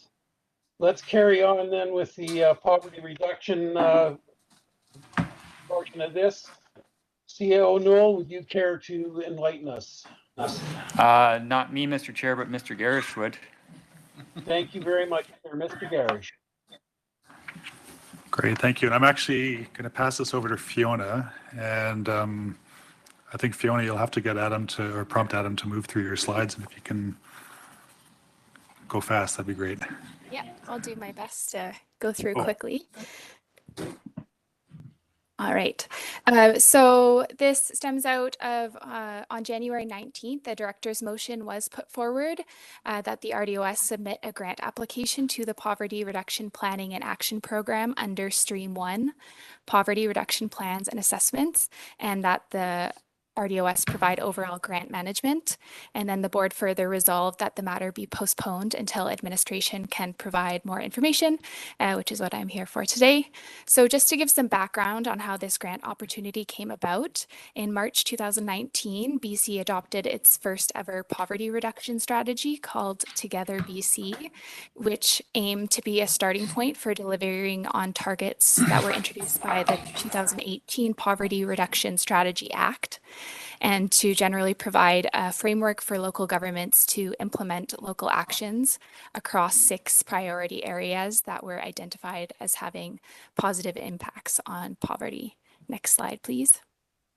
So since 2020, the province has provided $5 million of funding over 3 years through a program administered by UBCM called the Poverty Reduction Planning and Action Program, with the aim of supporting local governments in efforts to reduce poverty at the local level and also to support the province's poverty reduction strategy goals. And they provide grant funding under 2 streams. We would be looking at stream 1, poverty reduction plans and assessments.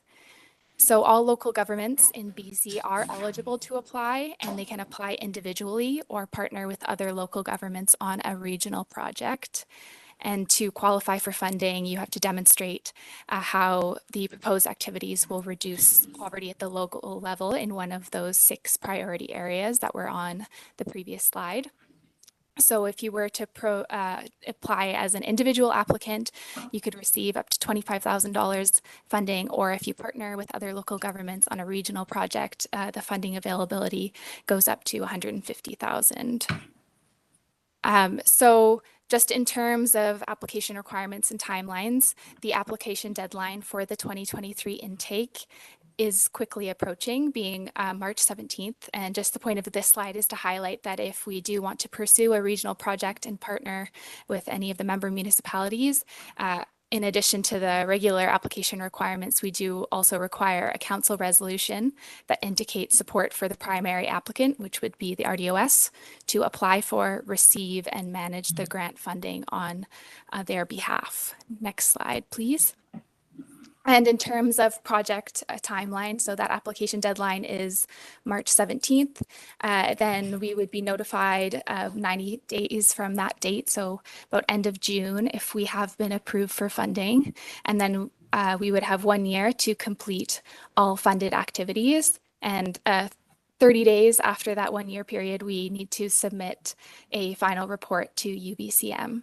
Now there is the possibility of getting a 1 year extension, but nothing beyond that.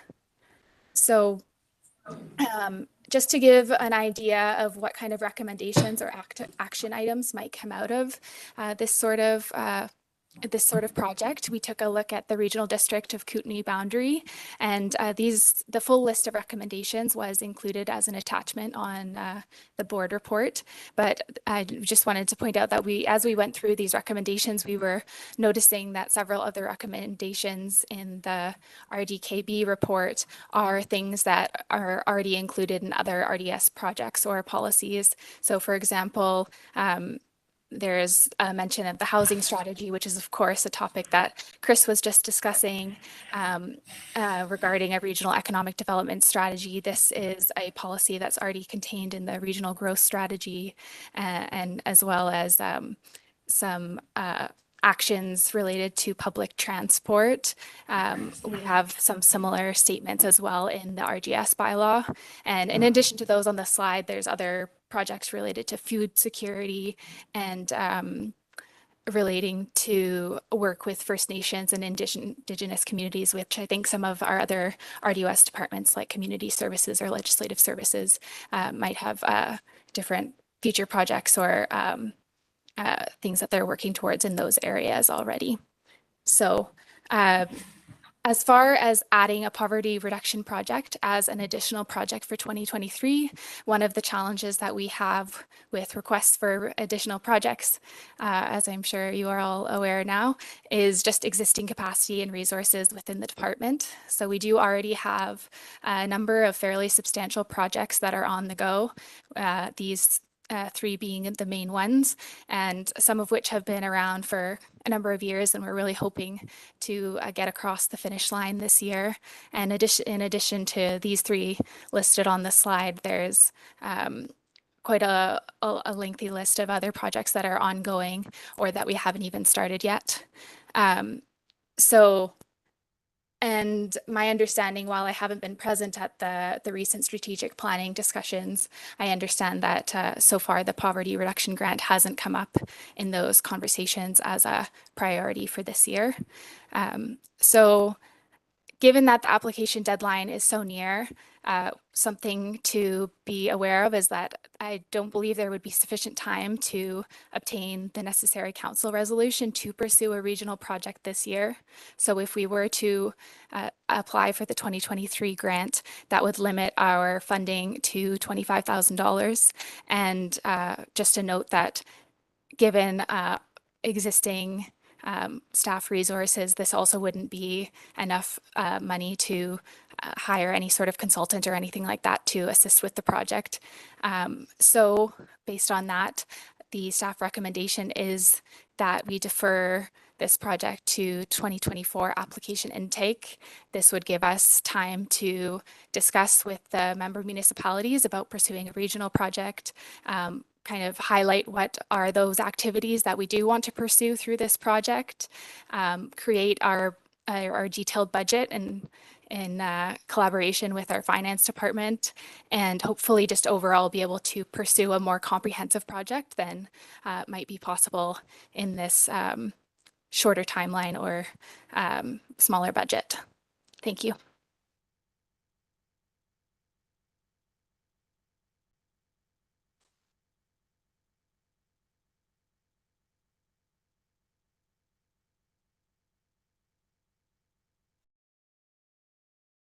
Rick, can we get that taken down so Director Knodel can see the board?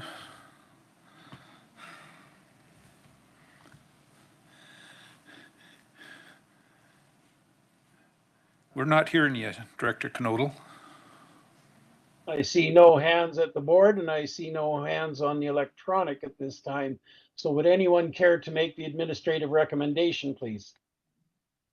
I will. Thank you, Director Miller. Is there a seconder? Director Gettens? Any questions now? Seeing none, I'll call the question. All in favor? Any opposed? Director Ferdigo is opposed. Any others? Seeing none, motion carries. All right.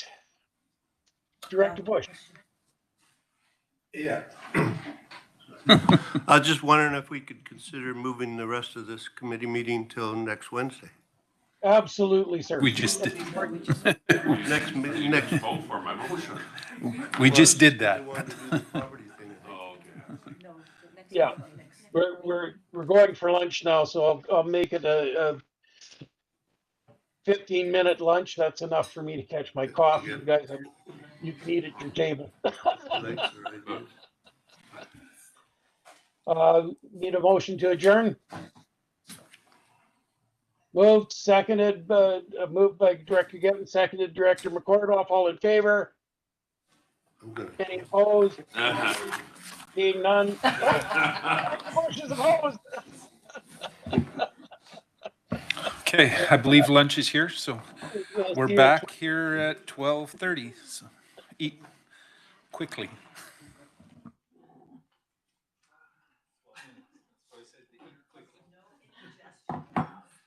Scarf it down.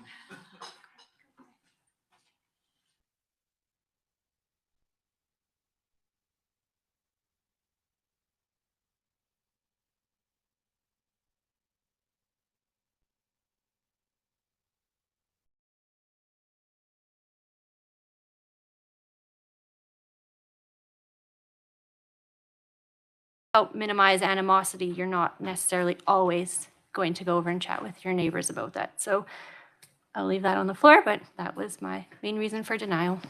Okay, thank you. Any further discussion? Oh, I see. I'll go to Director Conant and then Director Knodel.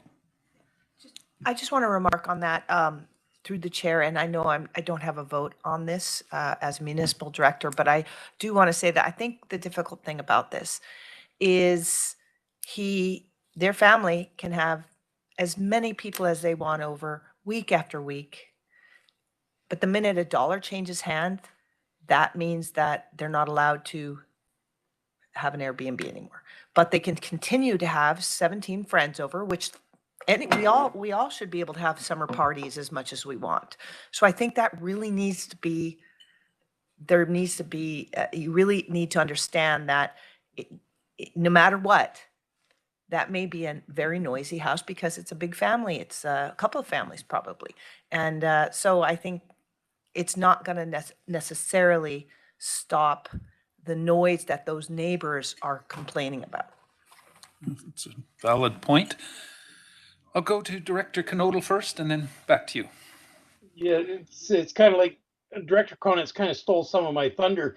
I think it's beginning to sound like more of the noise is caused by the owners of the property when they're there and not by the renters. So it might be better for the neighbors that they never allow the owners there.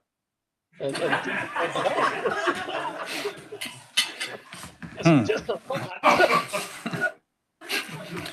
Okay, Director Fedrigo. This is sort of follow up on that.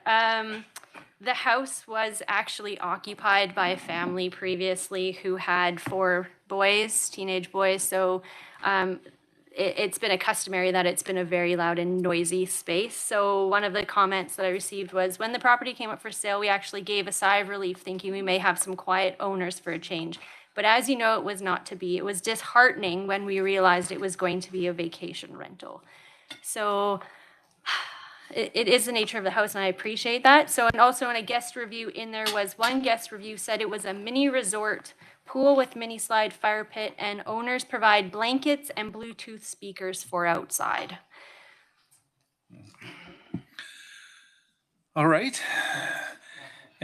Director Monteith, go ahead. And to the chair, when we go through a reapplication for renewals, we're looking for feedback. And when we have neighbors that are giving feedback, it's important that we listen. To me, it is at least.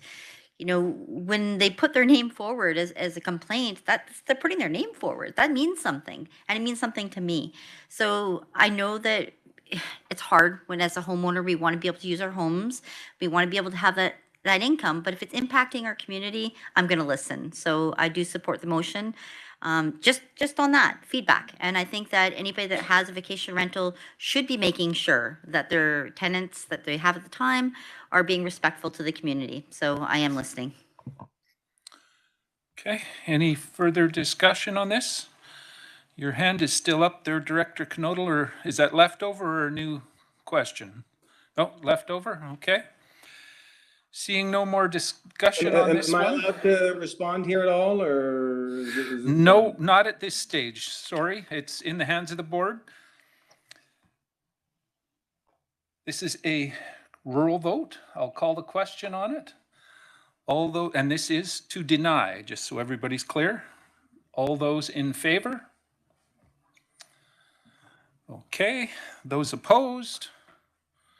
Director Bush opposed, motion carries. Oh, Director Knodel as well was opposed. Okay, so the 2 still carries.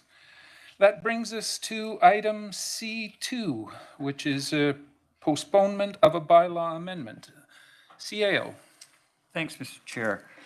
So back in 2021, the regional district decided to do a zone review in Falder. Lots of interest in development out there at the time, and of course we have water quantity issues that we're still reviewing. So that was initiated, and as a recommendation out of that, we determined that we needed to do an aquifer study, and that was the Meadow Valley Aquifer Study. So that was ongoing in 2021. And then we got the results of that in August of 2022. In the meantime, there was an application for subdivision by Mr. Russo, who appeared before you at your last meeting, for a subdivision, and a rezoning was required. So, and there's other properties that are being considered for either rezonings or subdivision in the Falder area. So at that point, when we were doing more work, we got distracted, and we spent time on the soils bylaw. So there was a gap there, and Mr. Russo pointed out at your last meeting that we've had his application for a significant period of time, and there's been no response on that. But that just sets up the framework as to why that was. And then, of course, there was the election. at the end of 22 and there was no APC, and we're doing a deeper dive on the Meadow Valley Aquifer study. So a bunch of issues, but nevertheless, we have had that application for a long time. The APC for Area F has been reformed, and it's our understanding that there may be an interest in sending that to the APC. We are almost ready to go with the Falder zone review, so that's not an issue for us anymore. There is still the water quantity issue that we have to decide what we're going to do on. So the board then has the options. I mean, we can, our suggestion is let's send this to the APC. Let's bring the Falder zone review in because there's a bigger interest around this rather than just Mr. Russo's application. And we could do that fairly quickly. The board could either direct us to bring the zoning bylaws, the zoning bylaw amendment in. We can do that. We have them ready to go. Or they can postpone it and send it to the APC and get the Falder zone review. And I'm not sure that we pointed that alternative out in the report, that you could just direct us to go ahead and do bring the zoning bylaw in. But our recommendation at this point, Mr. Chair, even considering Mr. Russo's presentation at the last meeting, was to just hold it, send it to the APC, get the zone review, and then make a decision on sort of the bigger issue. Okay. I'll go to Director Gettens for direction on this. Yeah, thanks, Chair. So just to be clear here, because what the administrative recommendation says here is to postpone pending the completion of the Falder zone review. So this board doesn't have the Falder zone review completed yet, and the community hasn't weighed in on the Falder zone review yet. So to send it to the APC, to me, seems premature at this point. Sorry, just sort of to send the request, like the application to rezone, we would probably be able to bring, now that the soils bylaw is done, we could probably bring the zone review in to the board, like not send the Falder zone review to the APC, just the rezoning application. But we could bring the zoning review in probably in April. I think, just as a follow-up, Chair, the community in Falder is expecting to have public dialogue around the Falder zone review. So what I see here in the administrative recommendation is to postpone the subdivision application until the completion of the Falder zone review. And I think that makes the most sense. And I recognize that we have had this application for quite some time. My misunderstanding there. I thought we were, because we just got the APC reconstituted, that we were going to send something, but you're correct. Okay, thank you. So I'm going to move the administrative recommendation. I'm happy to speak to it if I can get a seconder, and then open it for discussion. Okay. It's on the floor. It's seconded. Thank you. It's open for discussion. Great, thank you. So Go ahead. I know that the applicant has been waiting to get this application through, and I know that he's was here at the last meeting and had some conversations with the board members as well. And I want to make it really clear that that's one voice in this process. We've also got a community that's quite concerned as well. We've got a new study. We haven't heard from our staff yet. So we're so close to getting this information. And why this was initiated in the first place, it was back in 2021 when the real estate market was pretty hot and we had quite a few people coming in. So there's up to a potential of 11 would have been 11 new lots if we had gone forward with everything that came forward in 2021. So we've got this study, and we've got other communication voice or community voices as well, where people are quite concerned about over allocating the resource. What happens? This decision will be very premature as it stands. We need more information. There's a lot of competing interests with a scarce source of a competing interest on a scale, on a resource that we're trying to divvy up. So they're talking about rainfall, fire, the future use of the water in the area, having new people come into the area. There aren't any meters out there into this conversation, as well as also Summerland District, because they're at the other end of the water. So because we are so close to having the Falder Zone review and staff has been able to get some of those other strategic priorities off the queue, I don't see why we would rush this. It's water. This isn't the only application. There are other applications waiting. So I want to get all the information before we give it to the APC. The APC needs that information as well. So that would be my recommendation here, or I would go with the administrative recommendation on this one. Okay, it's on the floor as recommended by staff. Any further discussion on this? Director? Yeah, I'll go to Director Barkwell and then Knodel and Coyne as well. I will channel Mayor Holmes' concerns here. He's expressed some to me about water downstream to Summerland, and also add that, it's unfair to, when you got 11 applications to deal with one. I just see real problems with that, possibilities of things going wrong. So I support the motion, but I don't vote.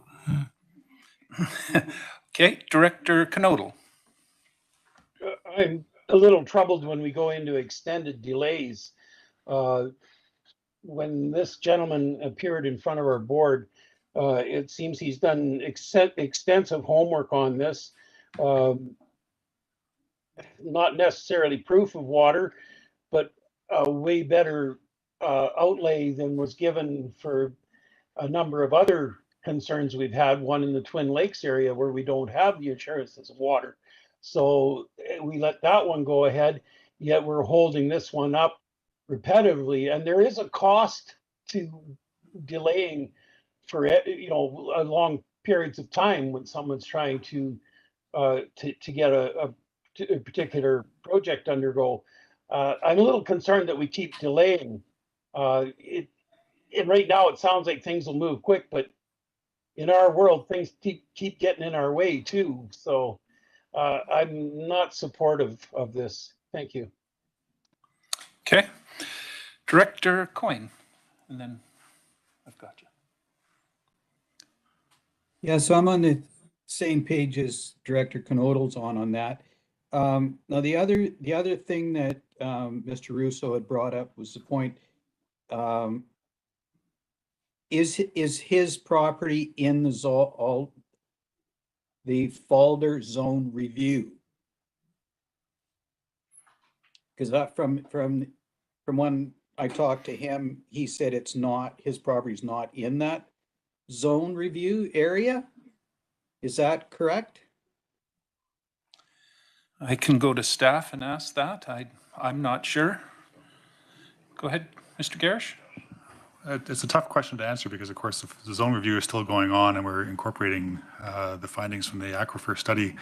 And there's two components to the zone review. There's the actual zoning bylaw amendments, which are primarily focused on the Falder Water Service boundaries and the properties within that. But accompanying that are OCP policies. And the OCP policies speak more broadly outside of the Falder Zone Review. And those OCP policies that are admittedly in draft at the moment still speak to discouraging rezonings to facilitate subdivision, which would apply to Mr. Russo's property. Okay, anything further? further? One more question, if I can. Go ahead. Are we talking weeks or months to have this project done? You're referring to the zone review? Yeah, if we're going to do the zone review and then go out to APC and then come back to the board. Okay. That sounds to me like. Mr. Garish, what is the timeline for that looking like? Well, obviously, if we're talking to adoption, it's going to be months, right? But we had draft amendment bylaws that were at P&D committee in December of 2021. We had done community consultation at that point, agency referrals. At this point, we're targeting an April meeting to bring back revised OCP and zoning amendments, seek direction from the board at that point.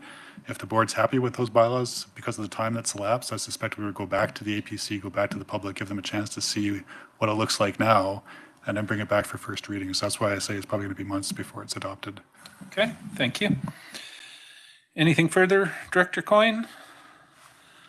No, thank you. I had Director Hunter. You're okay? Director Bush? Yeah, I think this guy had his application in quite a while ago, and I don't think you could compare this to the next 11 applications. I mean, if it comes to some kind of agreement with whatever comes up next, stop the next 11, but I would be in favor of letting this one go through. I don't think it would, water-wise, is going to make much difference. I think you could probably put 2 or 3 houses on there anyways. Okay. Any further discussion on this? Seeing Director Gettins? So thanks. Just to be clear, the reason we brought the Falder zone review is because we had a significant uptick on the interest of dividing in Falder, which is not an area where we want to see a lot of residential growth.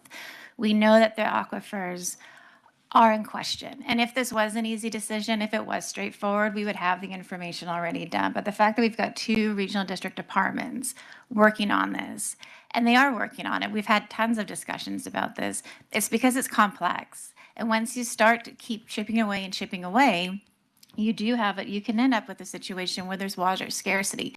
There's citizens out there that remember trucking in water. They weren't allowed to take a bath because they're under such strict water restrictions. And I get it that there's a developer, and I get that there's speculation. You buy a property with a zoning and you hope to get that zoning changed.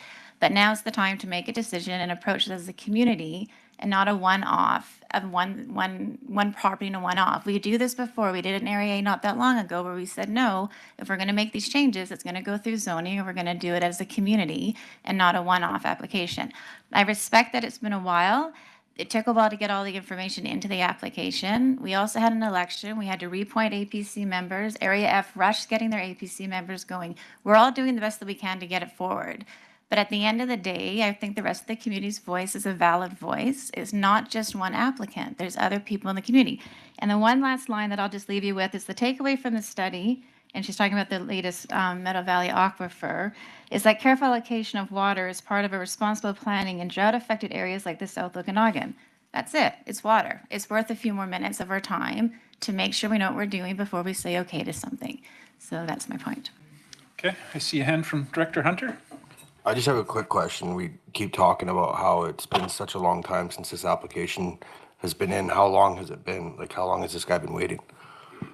When was it put in? Do you know, Mr. Garish? I'll take a step back before I get to when it came in. I mean, we came to P&D with the Falder zone review in December 2021. We had conversations with the applicant in March of 2022 about this proposal, and he put it in April. It was an incomplete application. We asked for additional information.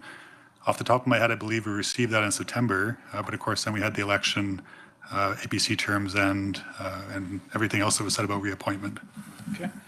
Follow up? So September of this past year? So like 5 or 6 months. I just waited 9 months for a wood stove. So I think, just saying. Did I miss any hands here? Seeing none, this is a rural vote.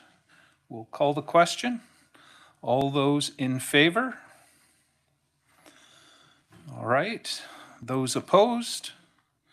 We've got, can we get the hands up? Director Bush, Director Coyne, and Director Knodel. The motion carries.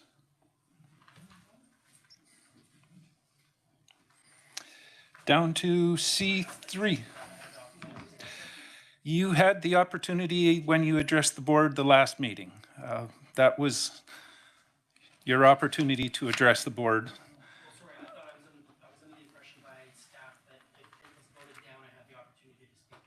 Not after the decision is made. No, that's not the case.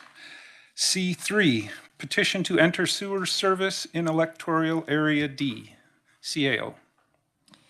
Yeah, this is 3 parcels, but 2 separate applications, Mr. Chair, and that's why there are 2 bylaws on this application. This is an application to enter into the Okanagan Falls wastewater sanitary system.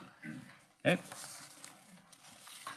Okay, I will go to Director from Area D. Go ahead. Thank you. I Mr. move that the DeAndrea. administration recommendation be approved. Okay, you're moving it, seconded, great. Any discussion needed on this? Don't think I'm seeing any hands.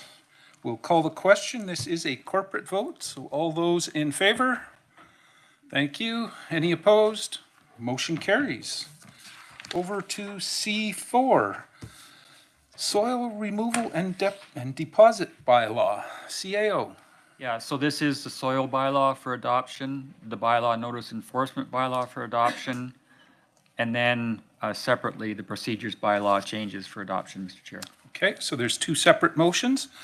I'll go to Director Gettens for the first part of that. Yeah, great. Thanks, Chair. I will move the first part of the administrative recommendation, please.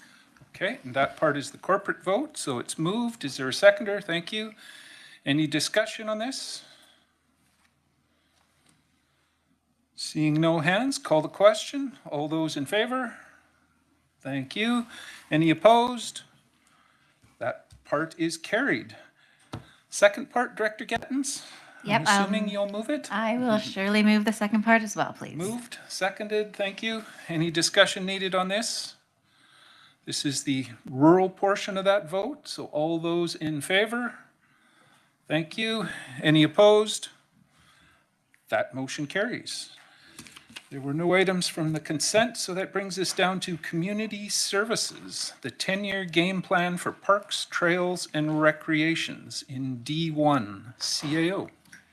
We had the consultant in to present this plan to the board, to committee last meeting, Mr. Chair, and this now is just to receive it as a guiding document. Okay, direction from the board on this. There is a recommended motion to receive as guiding. Someone willing to make that? Director Gettens? I just want a clarification between when we receive something as a guiding document compared to when we receive something as information. Because I think this plan's really interesting and it's massive, and it almost should be 3 different plans with budgets attached to it. Because my thought is if we receive it as a guiding document, we're saying to staff, we're on board and go make this happen. But I'm curious because there's going to have budgeting implications. And so just given, that's my question is what are we saying here to staff when we say as a guiding document? I'm not questioning the plan. I'm not questioning the validity of it. I just don't want to send staff to be like, yep, we're on board, go make this happen. Then they come back with some new positions and some new budgets. And we all go, oh my gosh, not yet. So that's what I want some clarity on before we proceed, please. CAO? Yeah, so typically with a broad master plan like this one is for parks, trails, and recreation for the whole regional district, Mr. Chair. Any recommendations are sort of high level, and they would be then brought forward into other documents, or could be the budget, but it would be the 2024 budget for consideration. Okay. Go ahead, follow up. If I can follow up with that. So would it make sense then to take this plan, because again, parks, trails, recreation, three big buckets on their own. Does it make sense to have that come back from staff and have that broken down a little bit more? Because I know that we have a regional trails budget already. There was a regional recreation budget, but I don't think there's anything in it because that's been changing. That's my concern. I just want to know, I like the plan. I just don't know that we can do it all at one time. And I think the board should weigh in on what the priority is. So does it make sense to have staff come back and break this down a bit more for us before we ask them to invest any time into making the plan an actual outcome? I see Mr. Wood sitting down to potentially answer that. So Thanks, Chair. can you do that? Go ahead. It's a very long document, and it's got 10 years of guidance, and 10 years because there's really so many outcomes that can come from it. So one of the primary uses for this is to as the CIO pointed out, is give us some guidance towards the strategies that are deployed within that system. So it talks about everything from acquisition to operation to how we share. So a lot of really good guiding principles, but it certainly wouldn't limit what we do financially. So what we'll do as those 3 distinct teams, as it use it as our guiding principle for setting our action plans from a team perspective, business plan from a departmental perspective, and then when it has financial implications, we bring it back in for consideration. So we'll certainly always use it as a foundation for decision making, So if we're in the process of focusing on new trails, we wanted one example was where we took that initial 10-year plan that we had starting in 2011 that went for 10 years, which was primarily focus on off-highway, safe, enjoyable trails, which one focus would have been the rail trails. So we used that as a principle for our development. So we didn't want to get away from that. So this document sort of built on it. So really that first plan cascades through it. So we'll continue with that focus. One of the focuses we didn't have was on recreation. So when we first brought this to the board, it was intended to be a parks and trails plan, but the board actually suggested, why don't we put rec in there as well? So that gives us some better guidance from an industry perspective. So where does the industry around recreation and events and management go? So it's not ever going to stop a good financial discussion on our programs. It'll guide it. Okay. Direction. Anybody prepared to make a motion on this? Director Bush, you're moving the staff recommendation, I'm assuming? Okay. Is there a seconder for that? Everybody's got their hands cramped. There's a hand. You're seconding it, Director Knodel? Thank you. So the motion is on the floor. Any discussion needed? Director Gettens. Thanks, Chair. I appreciate the answer and recognizing it's a guiding document. I still would like more discussion to come to the board between now and the next budget about, just so we can, as the board, have a chance to weigh in on which of the different guiding documents are the most priority right now, especially just given in light of what we heard this morning with our protective services and acknowledging how much need there is in so many different things and with one payer involved. So that's something that I would like to definitely see before the next budget, just how this plan gets broken down in a little bit more concrete steps. Okay, you have follow-up? Go ahead. One addition, our next step on this is to bring in a presentation into community services. So the next meeting, we're bringing one in on recreation program specific. The idea of saying, here's what we're doing today, here's what we've learned from the document and sort of where we'll go. A second step would be at the next community services committee would be to come in and present on the parks and trails program. So we are intending to break those out and get into more specifics about what we do today with our programs. Okay. That sounds kind of what you were asking for. So any further discussion on this? Seeing no hands. Again, this is a corporate vote. So all those in favor. Well, actually, it says rural vote on here. That should be corporate, should it not? It is a corporate vote, Chair. Okay. That's what my question was going to be. All right. It is a corporate vote. So all those in favor. Thank you. Any opposed? Motion carries. Down to finance. Item E1, CAO. Thanks, Mr. Chair. So this is our 5-year financial plan that we're bringing back for third reading. It's sitting at second right now.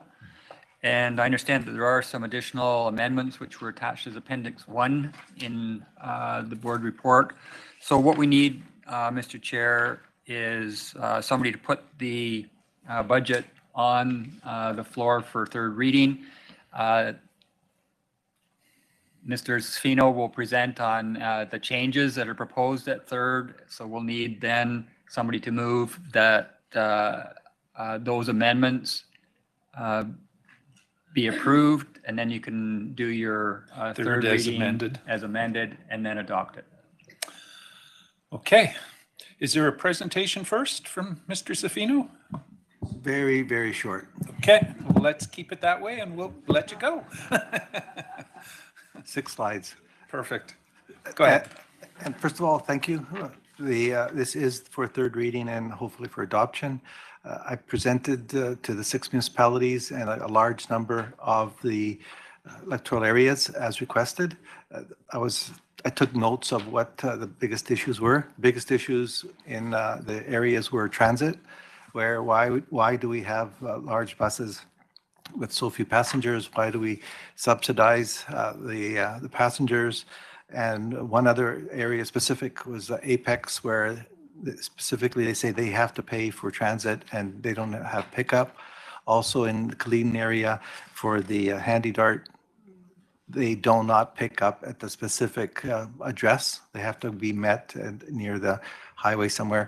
And that's something that they also pay for, where other areas get specific pickup. That was the main issues that I heard. Nothing specific about why is this part of the budget or that part of the budget higher than it should be, or service level areas. So the changes, as the CEO stated, is essentially, well, one other thing, this is something new that I presented to at the municipality level in the electoral areas, where it shows the straight line, shows the average increase in assessment throughout the organization, throughout the regional district. Those, the other line that goes up and down, that's where each area stands. The big jump there is Area B, where the assessment went up materially above everyone else. So even if the tax requisition was exactly the same last year as it is this year, the Area B would just pay more just because they have a larger assessment increase. So that's something I also brought up at the different areas, and it was, a lot of people had some questions about that, why the assessments do what they do. Yeah. And I couldn't help them with that. So as the director stated, sorry, I promoted you. As the CEO stated, there's one change, and that was essentially the governance study for OK Falls. So there was a posting area that was corrected. This is the correction, and this is the result of the change. What I've show you at the bottom is it takes into account the new services. So where it says, for instance, that the tax requisition was one amount, I made it so that I took out the new services so that there was apples to apples comparison. And one example would be Area D, where it shows 10% overall, but once you take into account the new services, it's actually 7.73. So with that, there is no other changes. The budget was as presented. You also notice that there was not 1,074 pages this time around. What I did is the Schedule D and E, which is the actual asset capital and operational costs. And that's the two budgets that you're authorizing, along with the tax requisition that you see in front of you. Okay. So there's just one change at this point. One change. Okay. Any questions before we look for a motion for third reading? Seeing no hands, could we get the presentation taken down just so it's a little easier to see folks online? I heard a couple of voices, but not seeing the pictures any longer, so. Okay. No questions, so looking for a motion for third reading on this. Someone prepared to make that? You're moving it, thank you. A seconder? Great. On the budget? Okay, well, before you do, can we ask for an amendment to get the amended portion, and then we'll speak to the whole thing versus before we get there? All right. So we've got third reading on the floor, and now there's an amendment. So we need to move a motion to amend third reading for that one item that Mr. Safino showed us. Area D? It was the Area D governance study, the money there. So it's not affecting anybody but Area D, and they're aware of it. So, are you prepared to make that motion for us? Yes, I am. Perfect. Moving the amendment, it's seconded. Any discussion on the amendment? Seeing none, we'll call the question on the amendment. All those in favor of that amendment? Great. Any opposed? The amendment carries. So now we've got third as amended. Do you want to comment, or? Go ahead, Director Conant. Thank you, through the chair. I first want to say that I really commend staff for the fantastic job you've done. I know this has been a lot of hard work, and Mr. Safino, I think you've done an incredible job in breaking it down and making it easier to understand, and I think easier to understand for all the different for our citizens. And again, I really appreciate that. But I have to say that Penticton's summary, we're going up by 8.85%, correct? What's the with growth the- is taken at with the growth, 7.3? 7.3. I just have to say that I think as governments, we're just asking too much of our citizens. I mean, this is a really large amount increase for our citizens, and especially with so many people having a difficult time right now. And as many of you know, we were presented with our first glance at a budget and the staff in Penticton, and the staff suggesting close to 10% increase, which will be the highest it was in almost 20. It will be, if approved, in almost 20 years. And last year, the 5.7% increase by that council in Penticton City Council was the highest in almost 20 years. So I think that as governments, we got to look at what's happening in our communities. We're growing, but our businesses and citizens are having a very difficult time. So I'm going to have to. I'm not going to be able to approve this myself. I'm going to have to vote it down. But again, I want you to know that I appreciate the work you've put into it. Okay. Director Bush? Yeah, I think the way I would understand it is that this 7% is not a total increase. Like Penticton not paying now 17%. That 7% should be already included in their 10% increase, right? No. Why not? Maybe Mr. Safino can clarify for us. We're essentially, because we're not a taxing authority, they tax on our behalf, but there's a specific line separate from their tax notices. So as a resident of Penticton, I will have a operational amount for taxes for Penticton, and then I'll have school tax and I'll have regional district tax. So that 10% or less, just under 10% you're talking about does not include the increase for the school and any of the other taxing authorities. Okay. Am I missing a hand? Oh, sorry, Director McCordoff. Right in my peripheral blind spot there, sorry. Go ahead. Thank you very much. So I'd like to point out that Esuias has a net change of 10%. And I did ask Mr. Safino about this high increase before he came and spoke to the town of Esuias. And he was very good at explaining why and being very careful about pointing out why there was an increase in that. And so I appreciate the work that you've done, but we're hiring you. Any further discussion on this? Go ahead, Director Miller. Yes, with Directors Barkwell and Van Alphen here, how was Summerland able to come in? What were you guys, 3.9? How are you able to come up with what's a relatively low number compared to the rest of the province? I'm not sure they can address that, but I'll let Director Barkwell go ahead. Prudent spending and planning. Keeping it short, okay.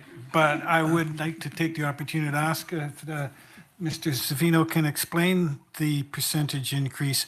How much of it is just an increase in the budget, and how much is it just due to property value changes between the communities? Because that's the really important part here. Tricky question, because it's not that easy to explain, because they're not related. The assessment, what that does is it just increases or decreases the tax rate. So the higher the assessments go, the lower the tax rate go. So that we're still asking for the same amount of money, even if the assessments increase 100%. We're still going to get this exact amount, the $24 million we're asking for. The only negative thing about assessments is that there's times when the assessment, the weight is more on residential than business, or vice versa, where municipalities can adjust that and be fair and be consistent from year to year. Regional districts can't, because the multiplier is dictated by the province, where we all pay the same. And one of the things I noticed this year is that businesses actually went up slightly higher in assessments in 2023 than they did in 2022. And those of you that look at my line that says houses that pay valued at 500 to $1 million, you'll notice that line for residential is very close to each other from last year to this year. Why? Because the residential side weight wasn't that high and the business side was. Had I drawn a line for the business side, you would see a bigger gap. And that's one of the things. It's also difficult to go back and do the other 8 property classes for us as a regional district, because I'd have to do it 162 times, and then your budget would actually be 162 more pages. Yeah. Thanks for that. Director Knodel, I see a hand from you. Yes, can we get Mr. Zaffino to explain the median line? The increases are not static across all the areas. They can be hit very hard in particular areas, say area A or F even, because they're higher than the median in elsewhere in the regional district, and that's something that quite often gets forgotten too. I agree. Mr. Zaffino, go ahead. So last year, that bump you saw in the slide was Area A, was where the assessments went up 50%. So Area A got hit very hard, and a lot of people don't realize it, but that stays. So in Area A, if you take a look at Area A this time, there's a slight increase, but that's a slight increase on that 50% from last year. And this year it's Area B. So again, if you're in each area, it's the assessment that dictates the portion of the service costs that you pay where you're part of the service area. That can really affect how those taxes are distributed, for sure, the assessment, and how much it jumps in each specific area. So, good explanation. Director Bush? Yeah, so if we voted this down, we're stuck for another 4 months of, no, we can't, because we have to get it in by March. Right? Yeah, March, the end of March, we're obligated to put a budget in. All right, any other questions? Seeing no hands, we're looking at third as amended. So I'll call the question. All those in favor? Okay, thank you. Opposed? Director Conan's opposed. So, oh, and Director Miller, good for waving at me. I believe that would still carry. Okay, so we've got third. Are we looking for adoption? Someone prepared to make that motion today, or are we going to put it off till the next meeting? So Director Bush, you're moving it. Thank you. Seconded. Any discussion needed on this? Give everybody a good opportunity here. Seeing no hands, we'll call for the question. All those in favor of adoption? Thank you. Any opposed? I'm assuming the same too, Directors Conans and Director Miller. The motion carries. Thank you, everybody, for your patience on that one. Brings us over to Legislative Services, Fees and Charges Bylaw, CAO. This was the report we had at Corporate Services this morning, Mr. Chair. So now we're looking for first, second, third, and adoption on those fees and charges that are in the budget. Okay. Direction on this one? Director Coyne, you're moving it. Thank you. Seconder? Great. It's on the floor. Any discussion needed? Seeing no hands, this one is again a corporate vote. All those in favor? Thank you. Opposed? Motion carries. Down to external agency appointment, F2, CAO. Director Coyne has resigned from his position with the library board, Mr. Chair, and we need to appoint a new member, so an alternate. So we'll put that over to you. Okay, I seen a hand up from Director Fedrigo. Are you volunteering your services? I will volunteer to be the alternate. Oh, well, that's always nice to hear. Usually we're twisting arms. If there's someone who wanted, well, if you would like to make the motion to put her in there? Yes, I would. Okay, it's motion on the floor if it's seconded. Perfect. Any discussion on that? Or is there someone else who wants to make it a competition? Seeing no other volunteers, we'll call the question. All those in favor? Thank you. Any opposed? Great. Thank you, Director Fedrigo. Next one is F3, Fire Services Mutual Aid, CAO. So the current Fire Services Mutual Aid Agreement had expired, Mr. Chair, and the fire chiefs had done a complete review on it.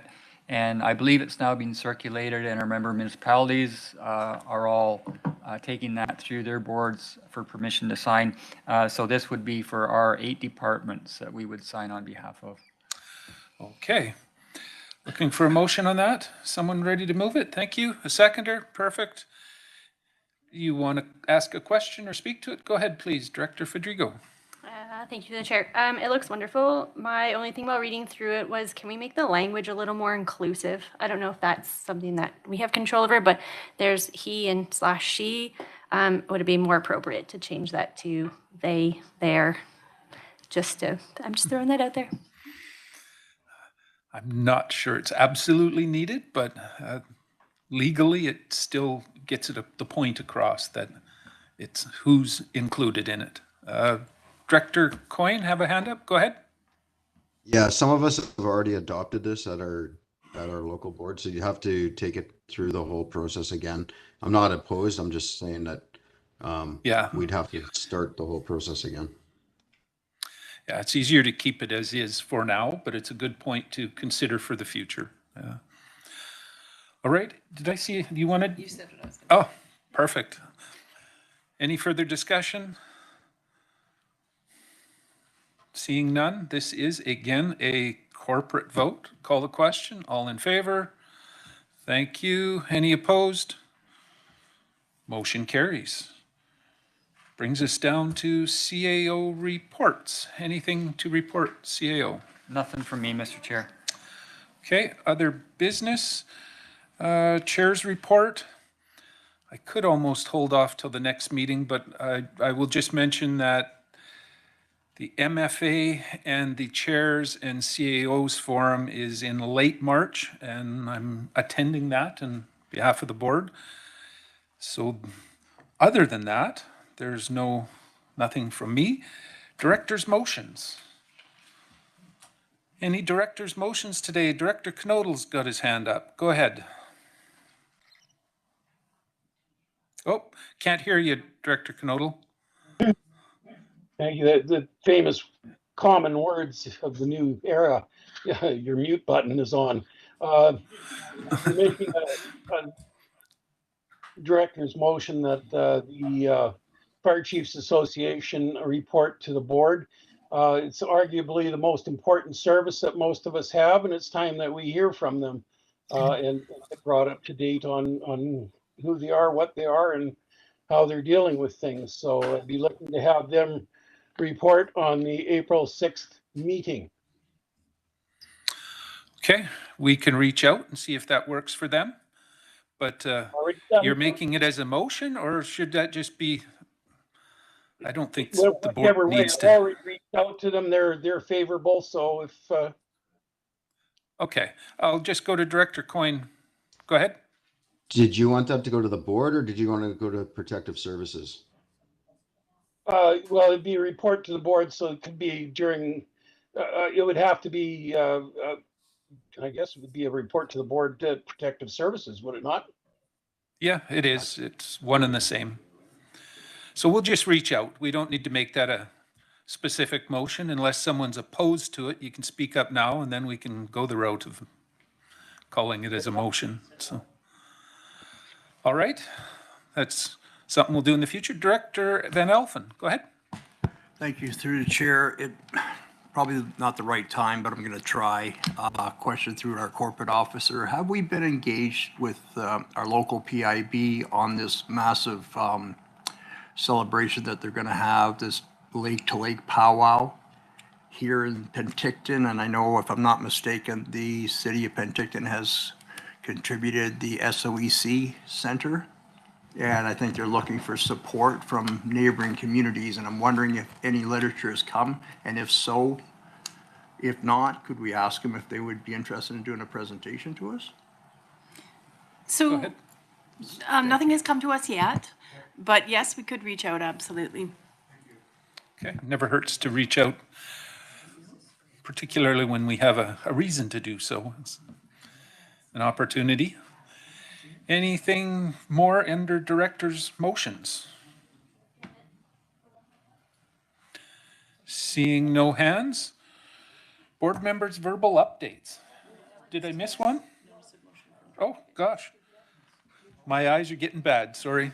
Director Gettens, you had a notice of motion from the last meeting. That's Go ahead. right, that's good. Yeah, it's just to take a review of our economic development bylaw, and I just sometime this year. Okay. Yeah. That was specifically to do with potentially increasing the funds for the film commission, was it not? Well, it's a bit of both. It's what if we're going to support the Okanagan Film Commission and they don't have a reliable budget line item, it's under economic development, then somebody else with a regional economic development can come in and want some of that same budget. So we do need to have some of this conversation around what are we doing and going forward, so we can let them know whether we're in all the way and supporting them, because it's really hard to plan when you're only getting money maybe year from year.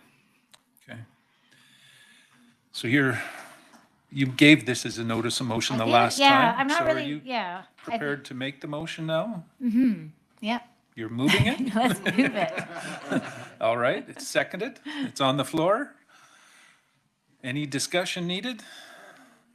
Go ahead, Director Conans. Yeah, as a new counselor this term, I just would like to actually maybe have a council or have staff bring forward a report on what our economic development bylaw is, what it is right now, what it looks like.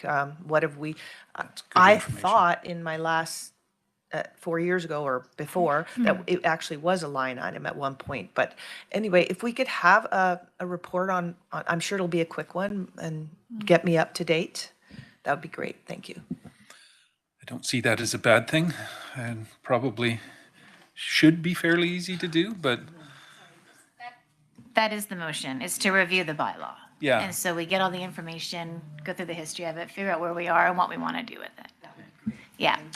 okay. Any more discussion on it? Am I missing a hand? Oh, Director Coyne, go ahead. I guess this would be to Christy. Would she need terms of reference to review this bylaw? Or are we just gonna say review the bylaw? Do you want that in the motion, or do you want that separate? Like that's I'll a ask big part of this. Ms. Mulden if she has a thought on there. Go ahead. So annually, Legislative Services reviews a chunk of bylaws just to make sure that they're current, that they're meeting, the requirements of the legislation's up to date, definitions, that sort of thing. We had these scheduled. We had all of our economic development bylaws scheduled for this. So what this would look like coming back would be a report identifying all of the economic development bylaws, because there's so many sub-regional ones, and then there's a regional one, and it would offer clarification on those definitions and that sort of thing. So I don't really think there's a need for terms of reference at this point. Unless we want to change it or further. something, That's yeah. right. Okay. Everybody's clear on what we're voting on is just a review of the economic development bylaw as it stands today. Seeing no further discussion, we'll call the question. All those in favor? Thank you. Any opposed? Motion carries. Board members' verbal updates. Now we're there. Anybody have anything to report from their communities that they wanted to throw out there? Director Miller, go ahead. Two things. First of all, although it's not my community, I'd like to congratulate the Princeton Posse on being the only South Okanagan team to make the second round of the KIJHL playoffs. Well done. And they entered playoffs as the first seed, so I'm sure they're going to have a very long season. So congratulations to them.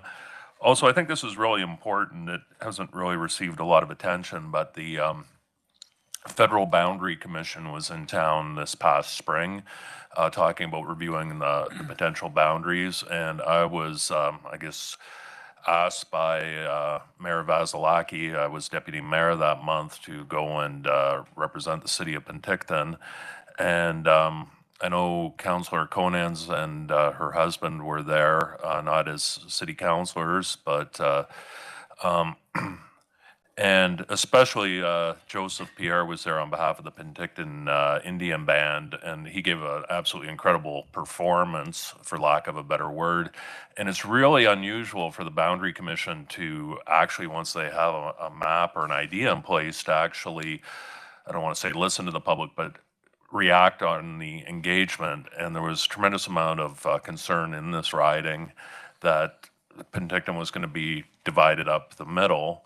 So technically, if you lived on this side of Main Street, you could vote for Dan Albus. On the other side of the street, it was Richard Canning. So anyways, the Boundary Commission took in the feedback and basically listened to the people of the South Okanagan. We now have Princeton joining our family, so welcome, Princeton. And I just think that this goes to show that there was a lot of talk, at least at City Hall, about engagement and meetings and that sort of thing. But I think this really does show that public engagement and going to that effort sometimes does work. And I would like to thank the Boundary Commission for, because not everyone's going to be happy. Nobody's going to be happy 100% of the time, but they did react very positively, and I appreciate that, and I especially appreciate the exceptional work that Joseph did. He was so totally prepared and gave such a convincing argument, and I just basically had to say, I'm with Joseph, I agree with him, or whatever. So thank you, and we look forward to this slightly moved riding. Well, that's good news. Director Monteith. And to the chair, I was at the same meeting and I advocated for Apex to be moved into the Penticton riding, and that has happened as well. So yay to Apex, because that is definitely where they identify as being as part of Penticton riding. So that's exciting for that community. So thank you for all your hard I'm sorry, work. I forgot you were there. Oh, hey. Thanks. All right. Anything else to report from your communities? Go ahead. Go ahead. I don't have anything to report from my community. I just want to say thank you for having me today. And just something that came to mind this morning during the couple of meetings where we had to postpone an important conversation and then didn't have a chair or a vice chair in the room for a committee meeting, that when we set our schedules a year in advance, we should try to set them when everybody can be here. So not when there's an important event that some may want to attend. So I took the liberty of looking ahead at the calendar for the year, and there is a regional district board meeting scheduled for the same week as UBCM. So it's probably a good idea ahead of time to either just cancel it or change weeks. I'll be here for it. There'll be one of you. There'll be like three or four of you here. You might be the only one if it actually falls there. So thanks for bringing that to our attention. We'll look at that, I'm sure, as we get closer to that. Anything further? Seeing no hands, looking for a motion to adjourn. Moved, seconded. Thank you. All in favor? Great. Any opposed? We are done. Thank you, everybody, for your patience, and we'll see you guys next week. See you later. You survived. Nice haircut, Spencer. Yeah, we all noticed it, Spencer. You're being a Everybody's noticed politician it. today. That's why you have to have your hair cut. Was that No, due I to your had to- presentation? Yeah, I did. It went well, I think. So. Uh-huh. It's worth every penny. You guys did it.